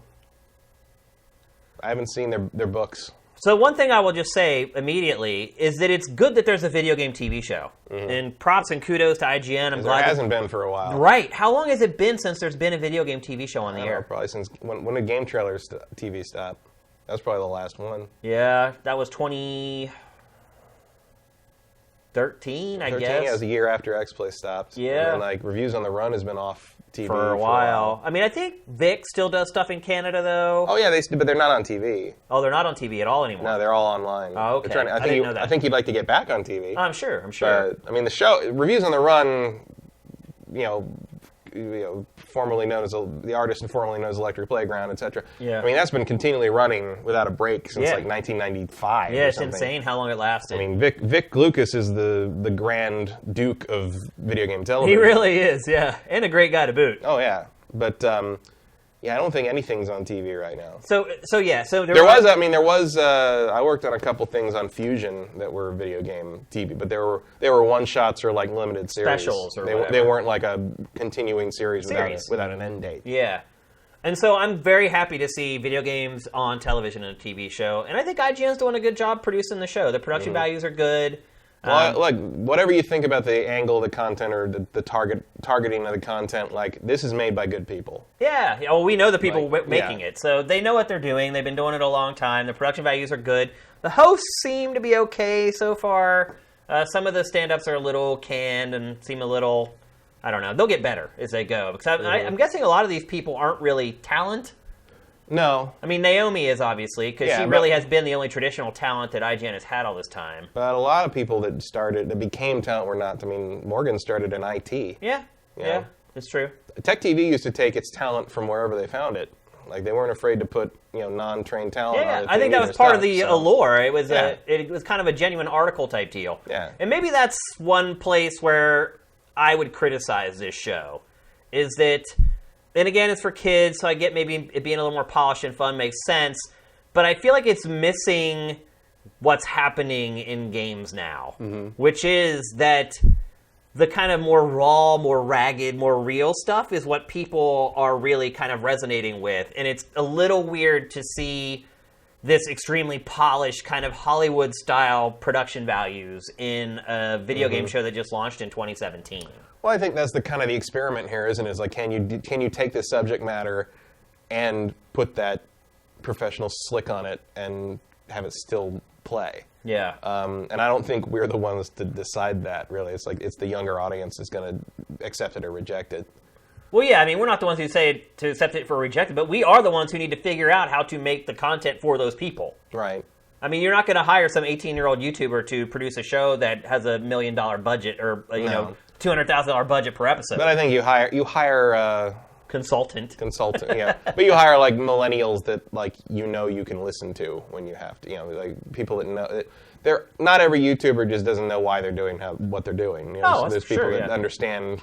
I think they've got people that understand why the content works beyond just it looks shitty. You know, it's like there's more to it than that. Yeah. And it's all in the personality. You know, the personality thing was becoming a thing as our shows were winding down too. Or it was more about who was saying it than what they were saying in some ways.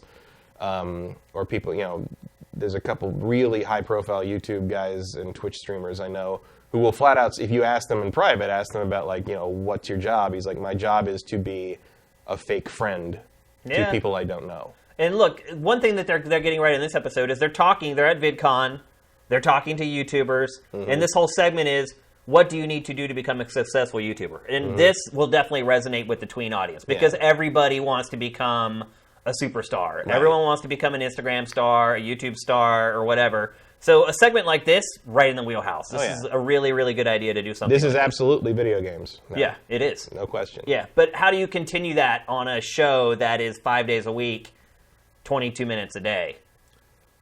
I'll let you know when I find out, I guess. I think that's the question. Like, where... I mean, I hate to say this, but I feel like in this format, this show probably isn't going to rate extremely well. What am I looking at? I don't know. I mean, you might be right, but there's also an element of, you know, finding its feet, and this is the first. I gotta stop looking at B-roll because I'm just getting distracted.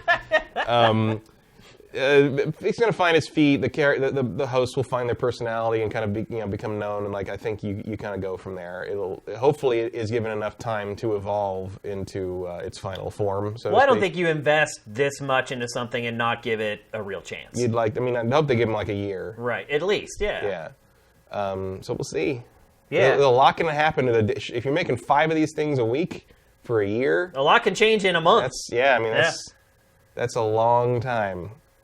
Yeah, it's again, I'm really excited to see video games back on television with a regular show. Yeah. That is something that we need, and it'll be interesting to watch it evolve and see how IGN kind of tweaks it. And I mean, they'll have more shows than we have in 2.5 years in 5 months. No, you're right. You're absolutely right. But they won't have as many hours. True. Because it's just 22 minutes. Yeah, nobody. Nobody got as many hours as we got. So yeah, I wish IGN well. I hope I'm wrong, and I hope the show actually rates really well right out of the box, because that's going to convince both IGN and Disney to invest more into it to make it even better. We'll never know. Back when I was doing some stuff that aired on Disney XD a few years ago, like the talk was all about how Disney XD is in trouble and looking for something to kind of save it. Yeah. I don't know if that's still true. I haven't kept up with that gossip, but I don't know if they're willing to take risks on shows like this, like. Maybe they're in a better position. Yeah. So good luck, IGN. Hope it goes well. Good luck to our friends working on the show as well. We know that they know what they're doing. It's a changing environment now. And I think that's the challenge with the show, is how do you incorporate how things have changed? Because what I'm seeing right now it's X-Play. I mean, it really kind of is what we were doing. We never had that budget. Right, we never had the budget that they have. Yeah, we would have never gotten on the zero-G plane. Yeah, not unless Activision rented it out for one of the Call of Duty events. Exactly. Yeah. They wouldn't have just paid for us to go do it. That's for sure. Yeah. And we would never have 5 hosts on the show either. I like that though, because I've always felt like kind of a crew that has different tastes and different personalities, and can kind of discuss things and have likes and dislikes. Like, I felt like, especially in the last few years of X-Play, that like the idea of the unified voice of the show was an outmoded concept. Yeah. And I think YouTube and Twitch and how mainstream even games media have become so personality driven. Yeah. I feel like that. I mean, because look, man, we could have done this show in 2004. Right. If they were willing to let kind of the people on the show be people from the show, kind of thing, you know what I mean?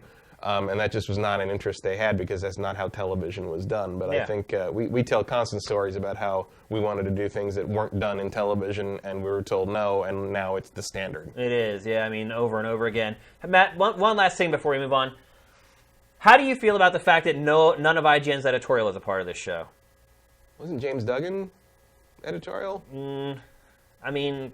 He is part of editorial. Yeah, you never really see him on their podcasts, or he doesn't really review games. Like, he does Let's Play stuff. Yeah, but I mean, he comes from that world. He worked in that office. Yeah, he was in that office. He worked in San Francisco at IGN. It counts. I guess. But you know what I'm talking about. Yeah, I know what you mean. Where are their big editorial guys? Like, and look, I get it. They're older, and it's Disney XD. Yeah. But I feel like even if you just give them, like, 60 seconds for one of the editorial guys to come on and say, hey, this is what's going on in the real shit today. Well, maybe they will. I don't know. Like the other thing is, it adds some credibility. Most of those guys are up in San Francisco, and you're in a daily show in L.A. Look, they have tons of gear up there. It's very easy for them to shoot something and just send the footage down. I wouldn't be surprised if that becomes like more of a standard thing when big games start coming out, but right now nothing's coming out. Yeah. So, you know, it feels like maybe we'll keep an eye out and see if that starts happening in August and September. Yeah. That seems like a pretty easy fit for like when the big stuff starts coming out. I feel like there's an emphasis on like kind of keeping it younger and keeping it diverse, and there is a tendency for the editorial boards of our various media places we've worked at to be 30-something white guys. Yeah. And if you want to know what we think, you can tune into any other podcasts in gaming, pretty much. So, but I think they're behind the scenes at the very least and kind of making sure everything's cool. Well, I think with the audience, too, like, if you're talking about young kids and tweens, do they really care about integrity? No, but that doesn't mean you can't be right. No, that's true. Mr. Rogers knew that the kids weren't going to pick up on all the weird things, but he still did it right. Yeah. And IGN is so careful with their editorial reputation that I can't believe that every single word from these shows isn't going through San Francisco, like, with a fine-tooth comb anyway. So yeah. I'm sure they're doing the diligence on it. But it would be nice to see a little more kind of in-depth opinion piece stuff. Even if it's not from guys from the San Francisco editorial office and it's just the hosts kind of become that. That would be. Right. I mean, I feel like that's such a standard element of game discussion and coverage now that's going to happen as the holiday schedule. There's a danger in doing that too, though, because I don't know anyone who works on that show as far as the talent's concerned. I've never met any of them in person. I don't know how hardcore they are into games, but the danger of letting the talent express opinions if they're not particularly informed is that they could be exposed a little bit. Right. So I don't know any of those. I know I've met James once, and he knows his stuff for sure. Yeah. I don't know any of the others. Yeah. I guess we'll see. I mean, Alana seems to know her stuff. I've seen her on podcasts. Yeah. I mean, I feel like we both know the two guys running this basically, and I don't think they would hire people that didn't know their stuff. Yeah. They know that that's important. As you said, there is the editorial backbone back in San Francisco. Yeah. They can kind of keep an eye on things, so to speak. Yeah. So, but you're right. If you get someone that doesn't know the ins and outs tremendously, but I think even if it's just people that it's very easy to be exposed in gaming because you can literally say one sentence that just shows your whole hand. Mm-hmm. It could take one sentence out of your mouth, and they're like, oh, the red flags just go up. You're like, oh, obviously you're just a pretty face on camera, essentially. So there's I worry about it every time we go on. Yeah, I had a panic attack last night just thinking about doing GameFace today. All right, let's move on. I'm going to give you my final thoughts on Splatoon 2. This is not going to last very long because obviously I've talked about it, I think 2 weeks in a row now. Game eval went up. I think it's one of the longest game evals I've ever written. In hindsight, I have no idea why. When I started going back and trying, I was like, this is really long. Maybe I should cut it down a little bit. I felt like everything that I mentioned was kind of essential to whether somebody would want to buy it or not. So I ended up leaving it kind of as is, raw. Probably the most informative review of this Splatoon on the internet. I'll say that much. Bit of an opus. Yeah, it really went into like every little detail of the game. But I will say, after now that I've kind of gone through the whole Splatoon 2 experience, minus the voice chat part of it, which is terrible, I think the game's really freaking good. I got completely addicted to the multiplayer. I'm still addicted to it. And I think maybe a big part of it is just it's so damn different. Like, there's just no other game like it. And I think another big part of it, too, was playing with a lot of journalists who were pretty good at the game and wanted to play as a team and just weren't concerned about getting as many kills as possible. I really like it. I really recommend it. Like, I don't know. I might say it's the most fun I've had playing my Switch so far, Matt. And I know that's sacrilege with how much people love Zelda. Zelda, certainly, the far more engrossing, deep experience. far more moving experience. But as far as not the grosser experience. No. But as far as just having pure unadulterated fun with my Switch, I've had more fun with this game than any other so far. More than ARMS, more than Mario Kart, because I'd already played the hell out of Mario Kart on the Wii U. I don't know if I'm going to pick up the game, but I am going to pick up my Amiibos from Best Buy today. Yeah. And the Amiibo do some really cool stuff in this game as well. I realize a lot of people watch GameFace, but maybe they don't read our evals or whatever. Or maybe they tuned out halfway through that eval because it was so long. But I do recommend this game. Like, to me, this is probably the second best Switch game on the market. And certainly as far as longevity, the campaign's not going to last you all that long. But if you like the multiplayer, I mean, Nintendo supported the first Splatoon so well with DLC. That's why I feel confident in recommending that people buy the game. Because I think the first Splatoon launched with 5 or 6 maps. By the time it was all over, there was 15. And this one launched with 8. 2 of those were old maps from the first game. But, you know, even 8 is enough to get started. And just based upon Nintendo's track record with DLC for this franchise, I just anticipate this will be a game that you can still be playing like 4 years from now. Whereas I look at a game like Zelda or whatever, you know, once that story DLC comes out at the end of this year and DLC's done, are you going to play that game again? I can't ever see myself playing Breath of the Wild again because it's so long. It is, yeah. It's like I can't imagine a time, even years from now, where I'd be like, you know what I feel like doing? Playing Zelda for about 160 hours. Yeah. And it's just not going to happen. happen. I have the DLC, and I have just barely even booted it up yet. Because it's the other part of it, too, is that it's, like, overwhelming. It's like, I remember when I played it, I got so caught up, and I felt like I had to stay in it to remember what I was doing and where I needed to go. And the thought of just randomly jumping back into that world again is, like, intimidating to an extent.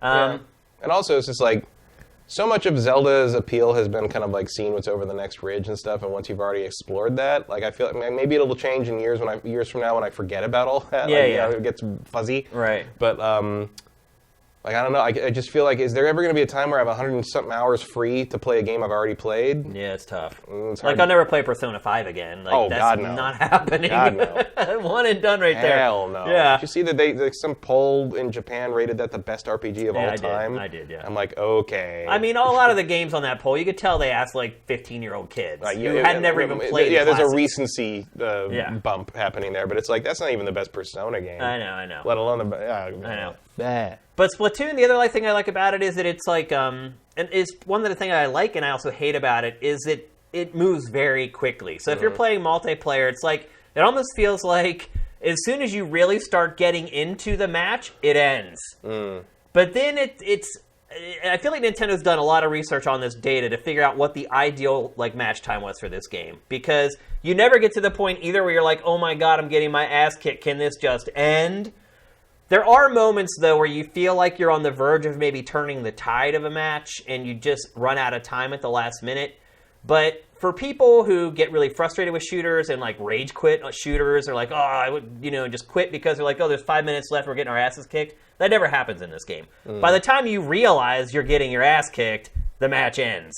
So the 3 minutes, I mean, ultimately, at first I was like, this is annoying. Like, these matches aren't long enough to form strategy. You can't form strategy anyway because you can't talk to anybody. Yeah. It's like it's a moot point. So I just feel like Nintendo's just done a great job with this. It has solved a lot of the issues that I had with the first one. It's a ton of fun. The maps are way better this time. There's some maps with verticality that completely change how the strategy works. Again, like I said in the eval, if you're going to buy this for a single-player campaign, don't. Go get it at Redbox or whatever and play it for a day. You'll get through the campaign and you'll basically 100% it in like a day or two. But if you're looking for a smart purchase for your Switch, one that you can spend $60 on and you're not going to be done with it in a week or a month or 2 months or 3 months or 4 months, and you've already played the hell out of Mario Kart 8, go buy this game. I think you're going to love it. It's fun. It's lighthearted. It's different. It presents different strategies and opportunities. The co-op I really liked as well. It's hard as balls. I'll say that much. I was really shocked at how hard the salmon run stuff was. And again, and a big part of why it is so challenging is because of the lack of communication in the game. Because bosses just pop up in salmon run out of nowhere, and each one requires a very specific strategy to defeat it. And when you can't talk to somebody, like, you can tell some people are trying to, like, motion, like... It's fun. They're like trying to pantomime to the rest of the team like what you should be doing. And I'm sure once everyone's played it, it gets easier. Everyone knows exactly kind of how to take down each of the bosses or whatever. But when you're first going through everything for the first few times, it's really frustrating, especially if you have gone through it once and the other people haven't. And you're like, come on, what are you doing over there? You need to come over here and do this. So the communication is a bit of a problem in the game in general, particularly with the co-op stuff. But I'm just having a ton of fun with the game, man. It's just a blast to play. And for me, even more so than the first game. So if you got the first game, you loved it, buy it. You probably already bought it. You're already playing it. You're not watching GameFace because you're totally addicted to it. But I think people who maybe played the first one and like me, I enjoyed the first one. I didn't get addicted to it. That has changed with me for Splatoon 2. Again, my second favorite Switch game on the market, and it's probably going to stay that way for a while, unless Mario Cross Rabbids ends up being better than I think it's going to be. So I give the thumbs up for Splatoon 2. You guys should go buy it if you got a Switch, if you can find a Switch. And if someone comes to me and says, "Hey, I want to get a Switch. What game should I buy?" To me, it's Zelda and Splatoon 2. So, just my opinion, folks. Hopefully, you guys don't pronounce it the way he does. Yeah, you're gonna have a great weekend if you go buy this game today. By the way, it'll be a completely lost weekend. You will spend all weekend playing this game. I promise you. So. All right, let's move on to the last topic of episode 95. Not one that I'm particularly excited to talk about, unfortunately. If you guys have been on the site today, you probably saw that late last night we posted something about what's going on with SIFTD as a site. We are in trouble. I got a letter, actually I got a call from our landlord yesterday. He said he wanted to make sure that I had got the letter that they sent us saying that they were raising our rent. I had not, because I never check our mailbox here, because we don't get anything in the mail here. And so our rent is basically doubling in 9 days, 10 days, or whatever. That's not really the big problem. That sucks. But the big problem is that we're just not generating enough revenue to sustain the site. That's the bottom line. We're making enough money to pay all these guys and pay for our facilities and our overhead with our bandwidth and our internet and our utilities and all that kind of stuff. The problem is that there's nothing left over for me every month. Everybody else gets paid but me. And I've been fighting along doing this for probably about 8 months now, and I just can't do it anymore. When you live in Los Angeles, I have learned to cut my expenses in Los Angeles to the bare bone. And a lot of it is just because I work so much anyway that I'm not out buying stuff, spending money, blah, blah, blah, going to concerts and movies and all that, because I'm just 100% committed to SIFTD and trying to make it work. But even at the bare bones minimum, my expenses every month are like $4,000. That is rock bottom, like the cheapest you can really live in LA per month. And so you start doing the math there of $4,000 a month times 8 months. And there were months before that where I wasn't making any money either. I've lost a shit ton of money on SIFTD. I still have not even made back my initial investment. And so I tried to fight along because we were at that break-even point all along, except for me. I wasn't getting anything, but the site was self-sustaining and paying for everything as far as our expenses were concerned. And I just kept thinking, like, something's going to happen. It's going to change. Like, we're going to launch this new show, and everyone's going to love it, and it's going to convince people to subscribe. Or we're launching this promo, and that's going to get spread around. And or even going back even farther, launching Pactor Factor. This is going to be the thing that, like, gets us over the top. And it's just nothing has worked. It's like you get a little bump, but it seems like you gain people, and then you lose just as many people. We've tried price changes. We've tried everything. I mean, the last thing we tried was just going to monthly and just $4 a month, lowering the rate. And it's been like nothing has worked. I mean, that's really what it's come down to as far as getting us over that hump. And the first thing I do want to say is, and I guess I'll look into the one shot, is everybody, thank you. Since I posted that article, I checked right before I left, and holy cow, the donations that you guys have given us are insane. I didn't ask for it. When I posted the article, it wasn't for our subscribers. It's eventually going to get pushed out. People are going to discover this story, and they're going to want to come and at least read what I wrote to see what's going on, or they're going to want to help or whatever. Like, I didn't put those links in there for you guys, and maybe I shouldn't have put them in there until after kind of it got shoveled around to the rest of the internet. It was for all the other people who are coming and being like, oh my gosh, Shane's in trouble, I want to help him or whatever. Instead, you guys just went crazy. Like, some of you guys, I can't even believe how much you donated. I flabbergasted, to be perfectly honest with you. Thank you so much. It means a lot. So I just want to say that from the beginning. Thank you guys. You guys have been there the whole time, and it means so much. And I want the site to succeed more for you guys, like because you stuck behind the site, and I want it to become what it can become, and that is more than it's been. And I think that's been the most frustrating part for me is like I have so many ideas and I don't have the money to execute them. I think you're seeing with the type of content that we're launching, it's like these are good ideas, it's really good stuff, we just can't create enough of it. And it's like I say in the article I posted, it's a catch-22. It's like you need money to make content. You need content to get people. Without people, you don't have money to make the content. And so it's just caught in like this endless loop. And I've reached the point where I just can't do it anymore. My finances have just been absolutely decimated. Pretty much all my savings that I worked for 17 years to save up are almost gone. My wife is fed up with it. She's tired of living the life that I'm living, or being a part of the life that I'm living, where it's just like I work 14 hours a day and I don't do anything. And when I do have free time, I'm either too tired or I don't want to spend money because I'm like watching my finances really closely and I don't want to do anything. It's not good for her. It's not good for me. And it's not good for the site. Like the site is not becoming what it should become. So something's got to give. In the next couple days, we've been working with a marketing firm in Las Vegas. Basically, I posted something on Facebook about a month and a half ago. And some guy who's been kind of following my career through all the years, like reached out to me on Facebook. He's like, look, like I love SIFTD.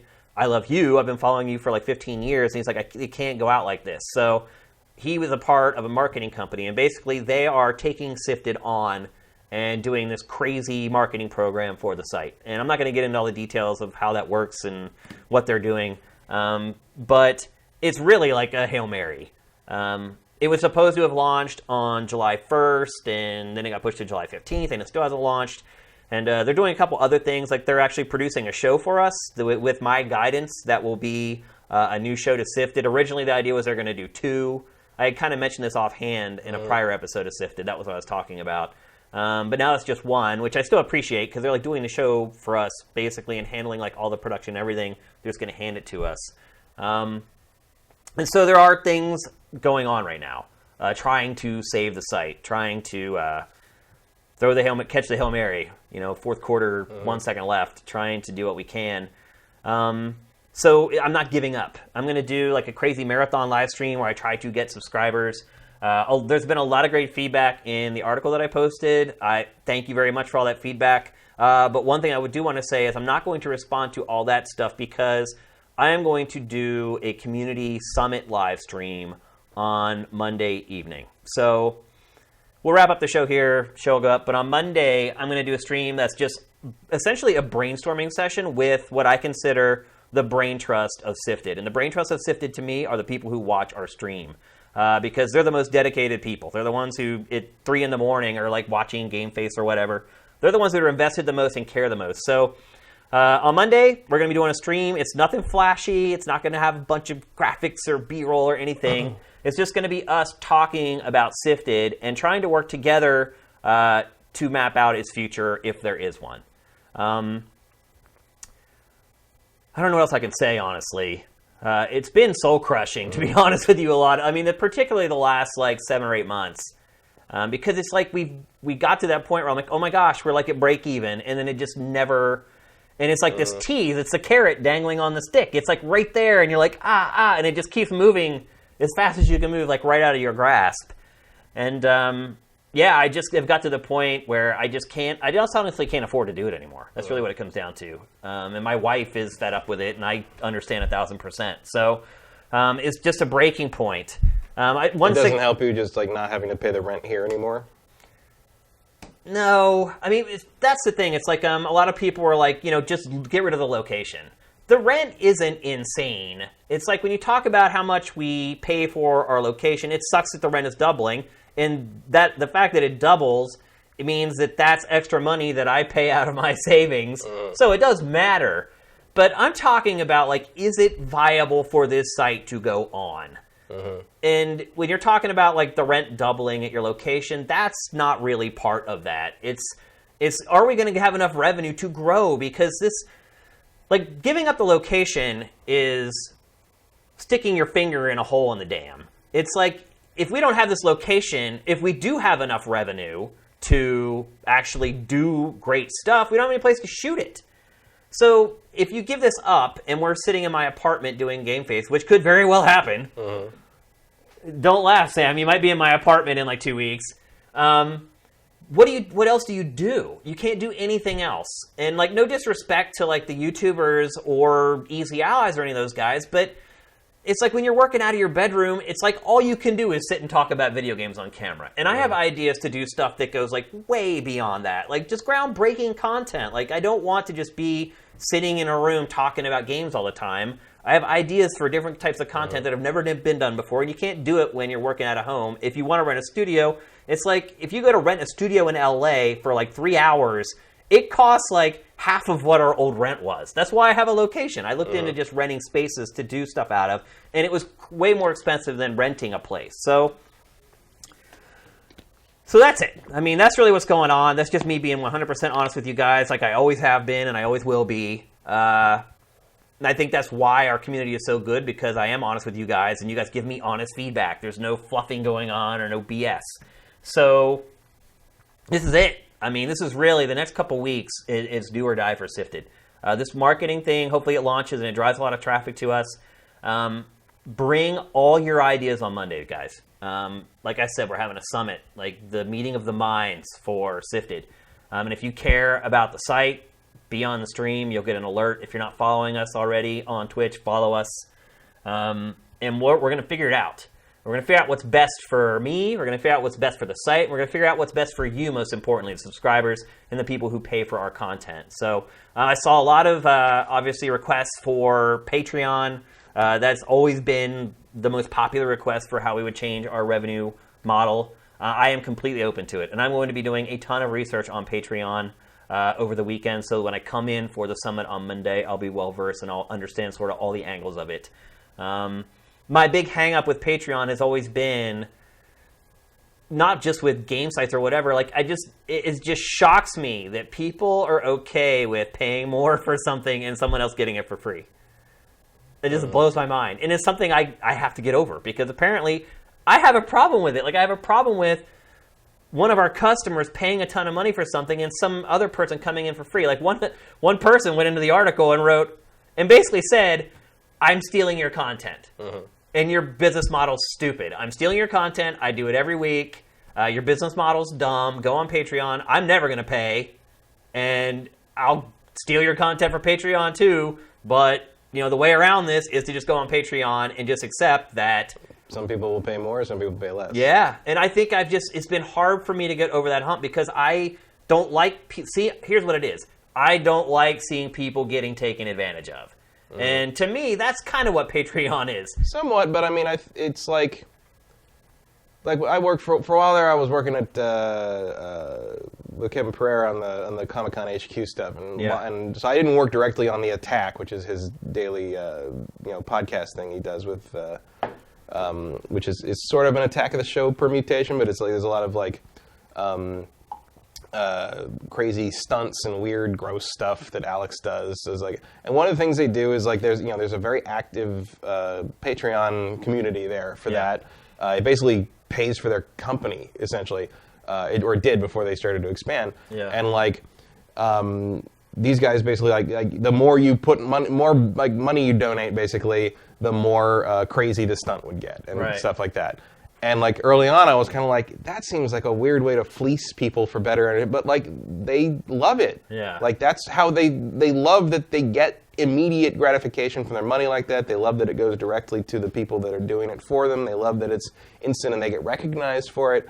Like it's a economic model that would never occur to me, like spontaneously. Yeah, it blows my mind, to be honest with you. But like, it's there, and people love it. I know it's like really... it's not. I mean, I understand what you're saying, but I'm saying like, that's just not. It's the that's not the mindset. It's the new flesh, man. Yeah, like it really it's like it's not something people see as being ripped off. It's something they see as this way. I get to make sure that this thing I love is still there. And if someone else gets it for free, so be it. But it's like... I even saw some comments in the piece that I put up, though, where people were like suggesting, like, well, you should put up GameFace on YouTube a few days after it goes up for premium subscribers, but don't put anything else up. I mean, there are still people who are protective of what they pay for and don't just want it to be given away for free. And, with anything, there's going to be people on one side of the scale or on the other side of the scale. But there are some people who do think the way that I thought everyone thought.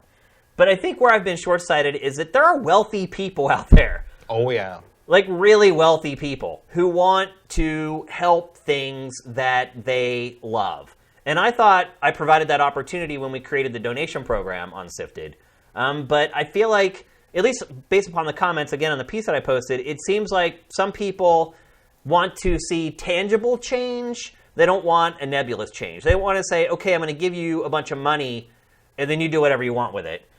It's like they want to say, I'm going to give you this money, and I want to know exactly what you're going to do with it. And which is kind of a psychological element of it, or angle of it, that I never even really thought about. So I'm going to be thinking a lot about Patreon over the next couple days. Come in on Monday and sit down and we'll talk about all this stuff and we'll try to figure it out.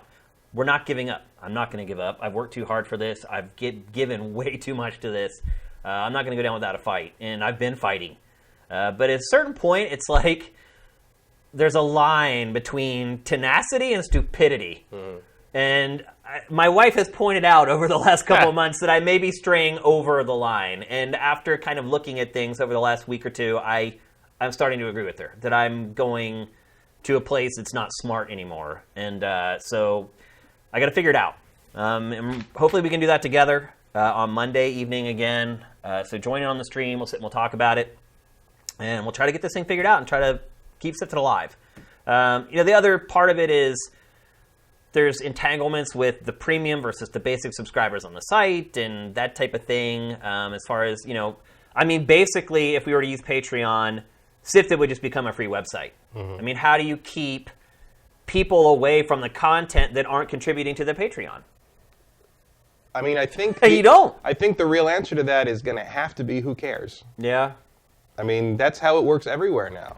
I mean, and the idea is that there are people who love it and people willing to throw whatever money at it that they want to recognize that. Like, you'll make enough money that you won't care that people get it for free. Yeah. Well, I don't care. All I care about is the site surviving.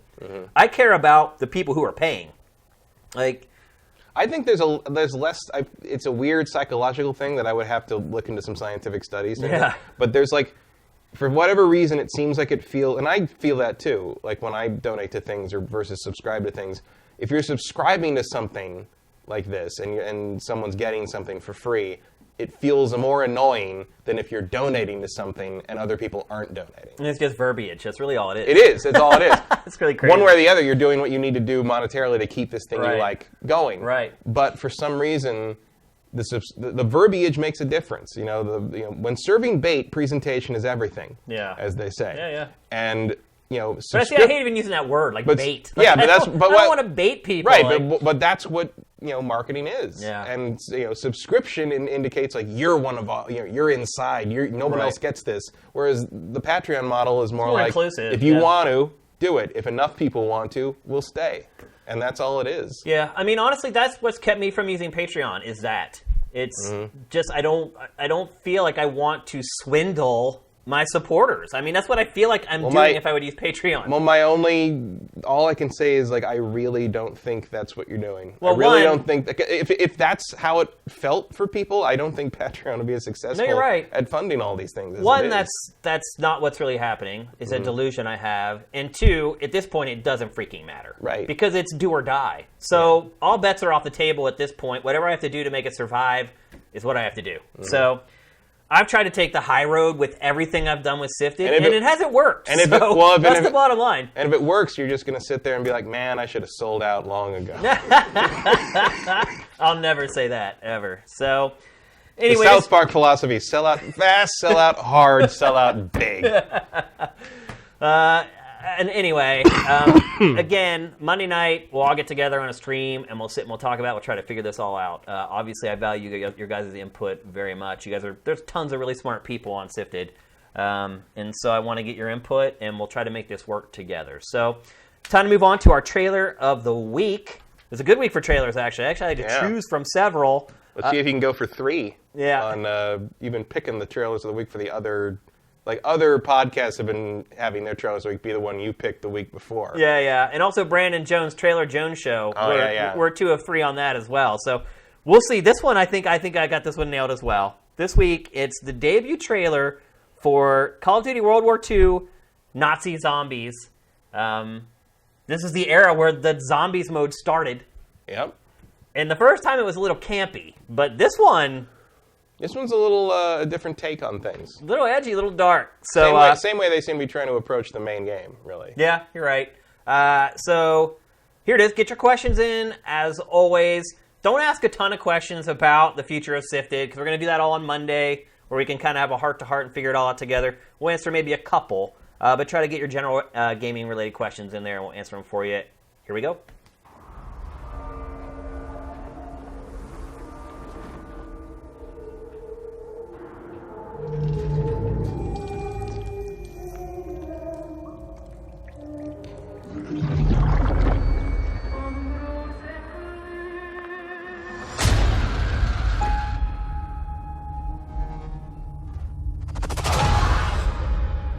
I have seen a vision of our Führer's future.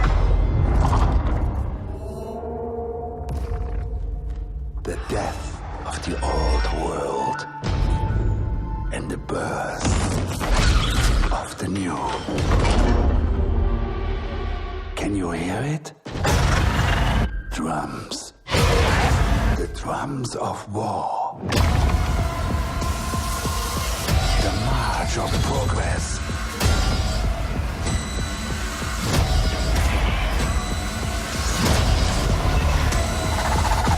I have built more than just a new kind of soldier. I have created the devil himself.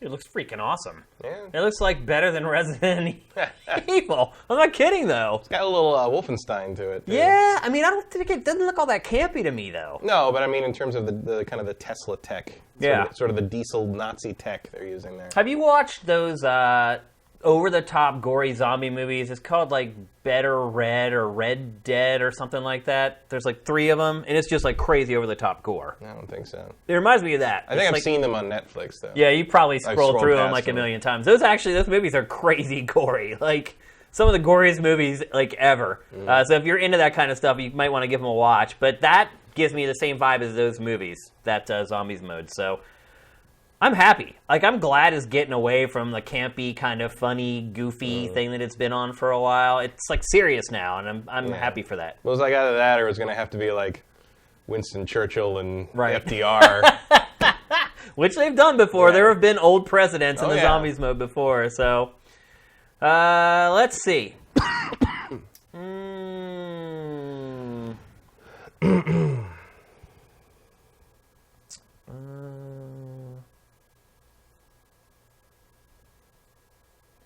Tibbs and Bits. I'm guessing that's Tibble and Bits from the site.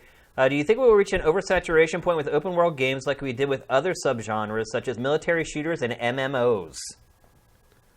I think MMOs are their own case because they were trying to get everybody to subscribe to things, and there's only so much bandwidth anyone has to subscribe to so many things. Yeah. And if you're invested in an MMO, you're probably not going to switch to something different. I think the open world games tend to be different enough. I mean, to me, it's like asking, like, is there going to be a point where it's oversaturated with action games with RPG elements in them? It's like, no, they're all just going to be that. It's the future. Yeah. That's where all games are going. I mean, to say that the way these open world games are going, they're every game in one game. All of them, yeah. And kind of expanding on what I mentioned in the last Geif is like these open world action RPGs, everybody has a different take on them. It's like some people will love Zelda. Some people will love Horizon Zero Dawn. Some people will love The Witcher because they're so rich and their systems are so deep and so expansive that each one kind of provides something different for every type of player. And I think that's just going to continue, and it's going to get even more so over time. So I've said it before on the show. I think eventually every game's going to be like an action RPG. I just think it is. I think everything's headed that way. All the genres are just mashing up into one. I mean, you've seen like RPGs mixed with music and rhythm. Like it's all just converging into one hybrid called video game at this point. So, yeah, I don't see it going the way of the MMO or any of those other things you mentioned. Oh, Kadaz, you have a time in mind Monday night. Probably be around 7 p.m. Pacific. Ooh, that's a good one. I know it's late for a lot of you guys. It'll be 10 p.m. East Coast. And look, I realize it may not work for everybody, but as many people that we can get on as possible, the more feedback we get, the better. So, Kevin Rafa says that as the penalty for losing the fantasy draft, our stream should be I should make you play the 3 Crash games. Oh, man. I like that. I like that, Johnny. I'm going to use that. We're trying to kick me while I'm down, man. What's up with that? It's optimism because it means like in December I'll be around we'll still be here. Okay, Man, look, I'll take it that way. Hell, even if the site shuts down, I'd bring you back in December to be like, all right, we're back for one day only. No, I do promise you, if even if the site does go away, whatever happens, I will pay my dues for losing the fantasy league. I promise. I'll do it. Joaquin Dragoon, do you guys miss linear games at all? These open world games are too much. I don't think I miss linear games because they're still linear games. They're still around, yeah. I mean, we just played Destiny 2. Yeah. That campaign was linear. Sometimes I play old. I mean, I did play when I was up in San Francisco. I think I played Darksiders 1 again. Yeah, that was fun. I mean, it's Zelda, but it's not open world. I mean, open world games are still a small fraction of all video games. I mean, they're probably like 25% maybe. And there's a whole indie world of linear stuff. Yeah, I mean that stuff hasn't gone away. Inside. That's a damn linear game. Yeah, exactly. It's also a damn good game. It is, yeah. I mean, I don't. There's still plenty. There. Yeah. I mean, if you mean like in the AAA space, I mean, sure. Like, but Destiny, Call of Duty World War II is going to be. Yep. Maybe it's not what you're after, but. Well, it's like I said. Join the club. I've wanted Space Sims to come back forever, and I'm still waiting. So. Here's one from J. Reed Vic 7. Are online services like Xbox Live Arenas too late to meaningfully contribute to esports? No. Probably not. I don't think it's ever too late. I think you don't know what's going to catch until it catches. Yeah. You know? But esports is really, I mean, it's an infant still. Yeah. It's still just catching on. Like, it's just still starting to go mainstream. It has so much more room to grow. Yeah, and there's a lot of change. It means things are changing by the year, by the month, by the week sometimes. Yep. Certainly, I mean, 5 years ago, we would never have, covering EVO 5 years ago, we would never have dreamed we would have gotten on ESPN2 that soon. Yeah. It'll get there, and you don't know what's going to be the breakout. You don't know what is going to be the thing that suddenly makes it click. It's like the whole thing where, like, for decades, people, TV tried to cover like poker tournaments forever. Yeah. And it wasn't until that one, I can't remember his name, but one of the producers said, drill a hole in the thing, put a lipstick cam in it so we can see everybody's cards. Yeah. And that's what did it. Everything. That changed, that was the key. That was the key to presenting card games on television. Yep. And they did it. Yeah. And so you never know what that breakthrough will be or who's got that idea. And it'll come. It'll be there. It's just patience. It's just getting started. And so, anyone has an idea, like Xbox Live Arena, if somebody's got that idea and they got the money to make it happen, go for it. You never know. You never know if that's going to be the one. It's true. Shelburne says Dead Snow. Yes, that is the movie franchise I was talking about. Crazy, gory. View at your own peril. Looney on the Loose, great username. After both Zelda and Super Mario Odyssey this year, do you think Nintendo will struggle to deliver another big hitter in 2018 with the Switch? Would it have been better for them to leave Mario until next year? That is a great question. Mm-hmm. And I think the answer is to the first one is yes.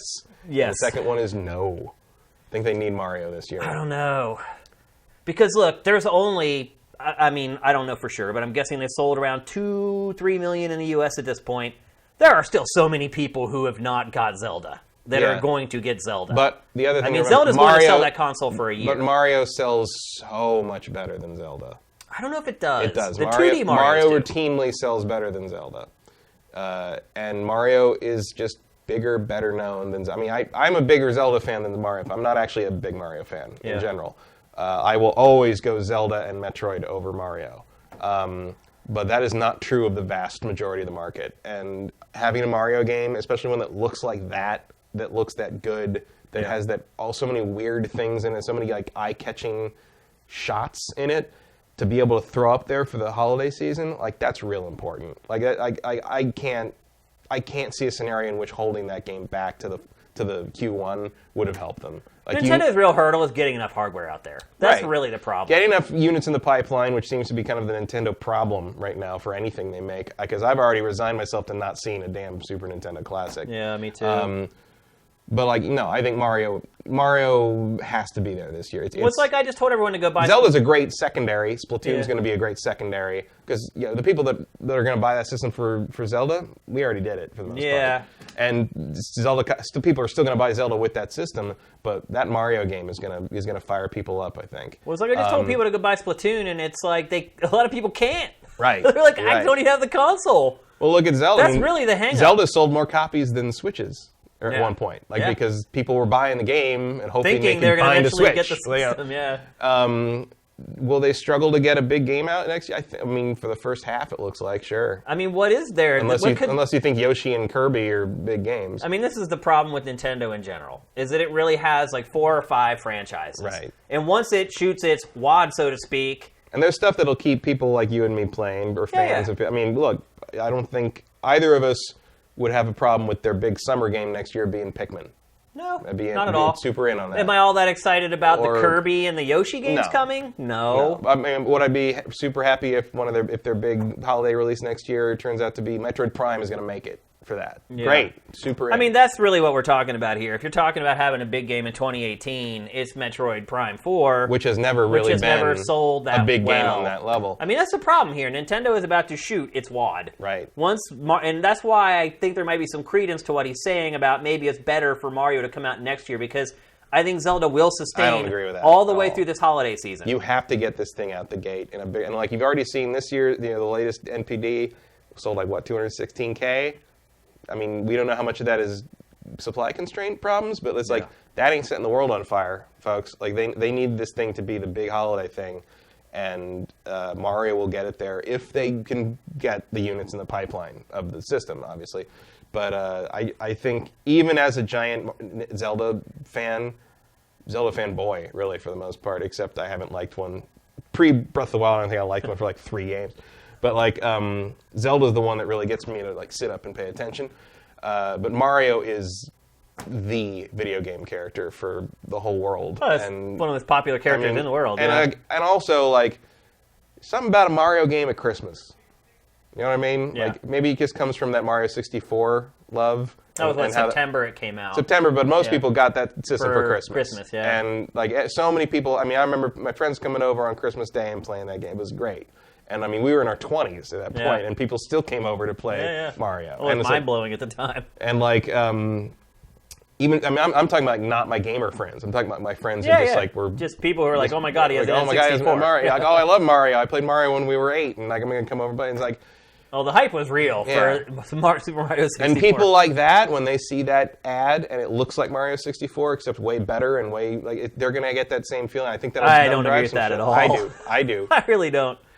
We'll agree to disagree on that one. I think it would be better. I talked to some of those people when I went up there, and like they agree. Like they didn't know that game was coming out because obviously they haven't advertised in mainstream markets yet. But like, oh, they're doing another Mario. Maybe I will. I'm like, well, good luck. Basically, my thing on that was like, well, you might not be able to find one. It might be the Cabbage Patch Kid of this year. But we get both sides of the argument, and my argument is that I think Zelda is enough to sustain the Switch through the holidays, because I think there's going to be. Literally, hopefully, if Nintendo can get its manufacturing in order, there are going to be millions and millions of Switches sold in the last quarter of the year. All those people are going to buy Zelda. Mario is going to be for the people who already have the Switch and already finished Zelda. And so for them to pop Mario out to maybe even summer of next year, I don't see where it hurts them at all. It hurts us because I want to play it as quickly as possible, and I wouldn't be happy if they delayed it to then. But from a financial perspective, I would understand why they would do that. Let's see. Killzone. Saw you were playing Wildlands a couple nights ago. I tried inviting you, but I think you fell asleep with the game on. I I had booted up the game. I'm doing something with the game. I'm not going to spoil what I'm doing with it right now, although you could probably guess if you really think about it. And I booted it up to start, and I got waylaid and started working on something else. I never went back to it, and I woke up the next day and realized it had stayed on all night. So, yeah, I didn't fall asleep with it on as much as I just got distracted and had to do something else. I played a bit of it. I finally got it when it was cheap during the E3 sale. I got it because I'm like, hey, maybe I should play the biggest selling game of the year just for fun, right? Yeah. I like it. I mean, I feel I'm an open world game fan, but when I look at the map of that game, I understand what people talk about when they say they look at them and they just like turn it off. Intimidation. It's like oh my god, that's so many memos. Yeah. It's like Especially when you look at the map and you get all the icons and everything. Yeah. Case Money, fun. favorite arcade game from the 80s. I've already actually shared mine on the show, but Matt, what's yours? From the 80s? Yeah. Probably Rolling Thunder, which is kind of a predecessor to Shinobi by Namco. Namco? That was Namco, right? Wasn't it? No, it was Sega, wasn't it? No, Sega didn't make Rolling Thunder. You sure? Sega made Shinobi. Rolling Thunder was Namco. Or Taito. Yeah, Maybe it was that Taito. sounds right. Maybe it was Taito. Ended with an O. I know it ended with an O. But Rolling Thunder was my favorite for a long time. Yeah. My favorite is Super Punch-Out. I talked about it just a couple weeks ago on GameFace. The Super Punch-Out 80s? Yeah. Yeah. Yeah. The arcade game, I guess? Yep. I don't think I ever really knew that existed for some reason. It was awesome. It was only at the Malibu Castle arcade, and we didn't go there very often. Yeah. Well, it had way more fighters in it than the original. I could beat the first Punch-Out on 1/4. The second one, not so much. Super Macho Man was badass. Let's see. Namco. Rolling Thunder is Namco. Let's see if we got any other questions here.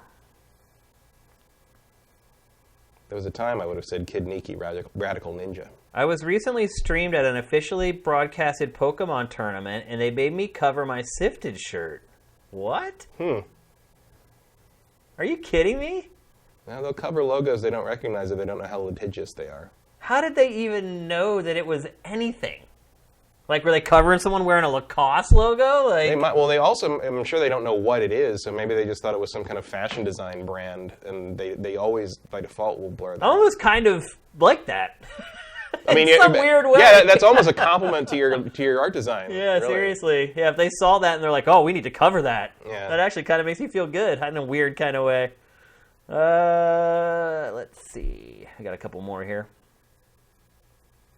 Erebus Jones, is the next Pokemon game going to be Switch exclusive? And does that make sense given the likely larger cost to develop and the mega sales Sun and Moon did on 3DS? I don't think it will be. You think it'll still be a 3DS game? Yeah. Or both? I think it'll be both. Yeah. Yeah. I don't know. I mean, I feel like the next Pokemon game's not going to come out for 2 more years. What, Ultra? Or you mean like the Like next the next real Pokemon game. I don't know.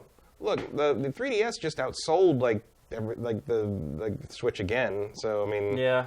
that system's not dying easy. Not as much as I hoped it would.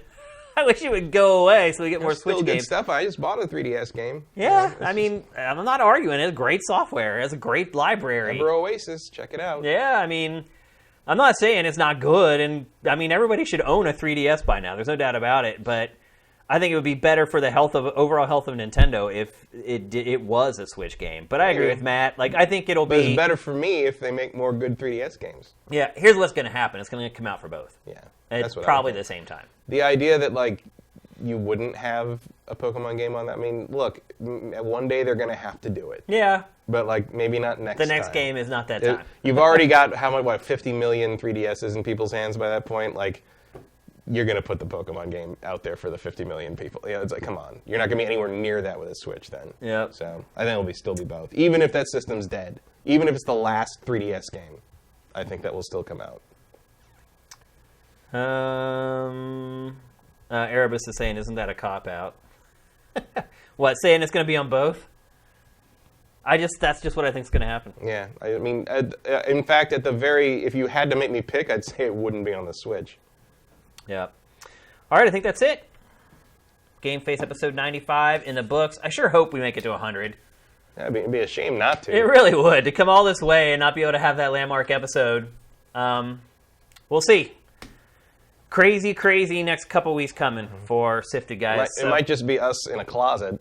Yeah. with a GoPro or something. Yeah, seriously. Whatever you do to send positive vibes, do it.